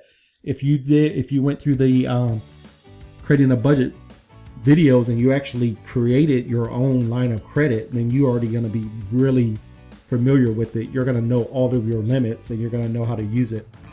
And, you know, at any point, guys, the using leverage can be done at any point in here. You don't have to wait to the creating wealth. You can use your leverage to get your bank where you need to be, or even your checking account to the required amount. So, you know, once you're on this step, whenever you have your free time should be, you know, dedicated to learning it. If you dedicated 2 hours to your business every day, then that 2 hours may be spent just learning about the concept. You know, you're just sitting there and like I said, if you get anxious, like you want to start making money right away or something like that, just relax. You have a vision now. You have a vision, you have a goal, you know what's coming. So just relax, take your time, read books, learn about this, start getting into it, and just be careful even when you start doing that, because you're going to get excited, and now that you have a plan, just the fact, always make that comfort. And don't forget, the book, The One Thing, make sure you read that book, because it'll help you narrow in on these things. If integration of the Velocity Infinite Banking is part of your budget plan, learn how to do that. Learn different ways. You should never say you know how to do something. Or, if you're creating this business, which you're born with, basically, it's not something you can just get out of, then you want to make sure that it's run as efficiently as possible. And the best way of doing that is understanding the business. If you understand your business, it's going to make it a lot easier. Don't just jump into this, guys. Integrate it, figure out a way to do it. Again, included in the course below, I'll leave a link in the description to my, complete financial independence, or, it has this Excel sheet. If not, you've seen enough videos, you can mimic it, create it yourself. Or if you're using paper, old-fashioned using paper, that's fine. Just make sure that you understand that flow of it. Decide how you're gonna, look at debt. Once you have your cash flow numbers, once it's time to chunk at debt, think about where do you want to chunk at. I mean, there's times where, like I always say, it's nice to get a win, to know that you paid debt and to increase your cash flow. But it also, mathematically, it could be that in some cases, it may even be the mortgage first. It just depends on how quickly you want that cash flow, and how, versus mathematically versus your personality. So, all of this stuff, you black it out, focus on that one thing that will get you closer to whatever goal it is that you're working on at that time. Once you're out of debt, once you've gone through all of that, then work on your creating wealth. Let's say, you decide when you're writing down this plan, that's all you're doing. You're spending that time, and that wealth building plan, it could take you 10 days. It could take you a month. You could do it in a day, but if you're really spending quality time, don't worry about that. It's taking you much time to do. Spend your time. This is just an example. So let's say, you've done this, and your goal, you want, 15, just say 25,000 a month, right? Your goal is 25,000 a month in passive income. So you decide that, through real estate, you're going to have 15,000 a month, dividend income. You're going to do 8,000 a month, peer-to-peer lending, whatever your plan is, you do it. And then once you get to that plan, and this part's pretty important, black out because once you start creating wealth, you could be torn in so many different directions. So if your goal is through dividend income to make 8,000 a month, and even this, when you're writing your goals, can be broken down. So let's say it's broken down between 10 companies or between 8 companies, and you want 1,000 from each one, black that out. Your only focus is whatever you can do to get you closer. What is the one thing you can do to get you closer to that goal? So, you got a pretty substantial goal with real estate. If you want to start with real estate, doesn't matter which way you start. You do the math, or you do what you feel most comfortable with. But once you do, don't worry about that end goal. Don't worry about that 25,000 a month. Just worry about what's next on your list, and what that one thing is that you can do to get you closer to that goal. So you focus on that one thing. If you're spending, 2 to 4 hours on your business, which this is your business, then you're going to learn about dividend income, learn the risk of it, learn how it works, learn the numbers that each company has, how dividends work. Look at the last recession, the 2008, 2009, see which stocks did good, understand the bull and the bear, and understand the saturation of the market and what could happen in market corrections. And so, this stuff takes time, and it's gonna take time anyway, but better to know and understand your business better than anybody else, and better to stay focused on your goal than not be thrown, because trust me, when you get into this, you will be thrown back and forth. I mean, it's going to be a lot of stuff's going to be coming at you, and you need to be rooted. You need to have that firm root, and you need to understand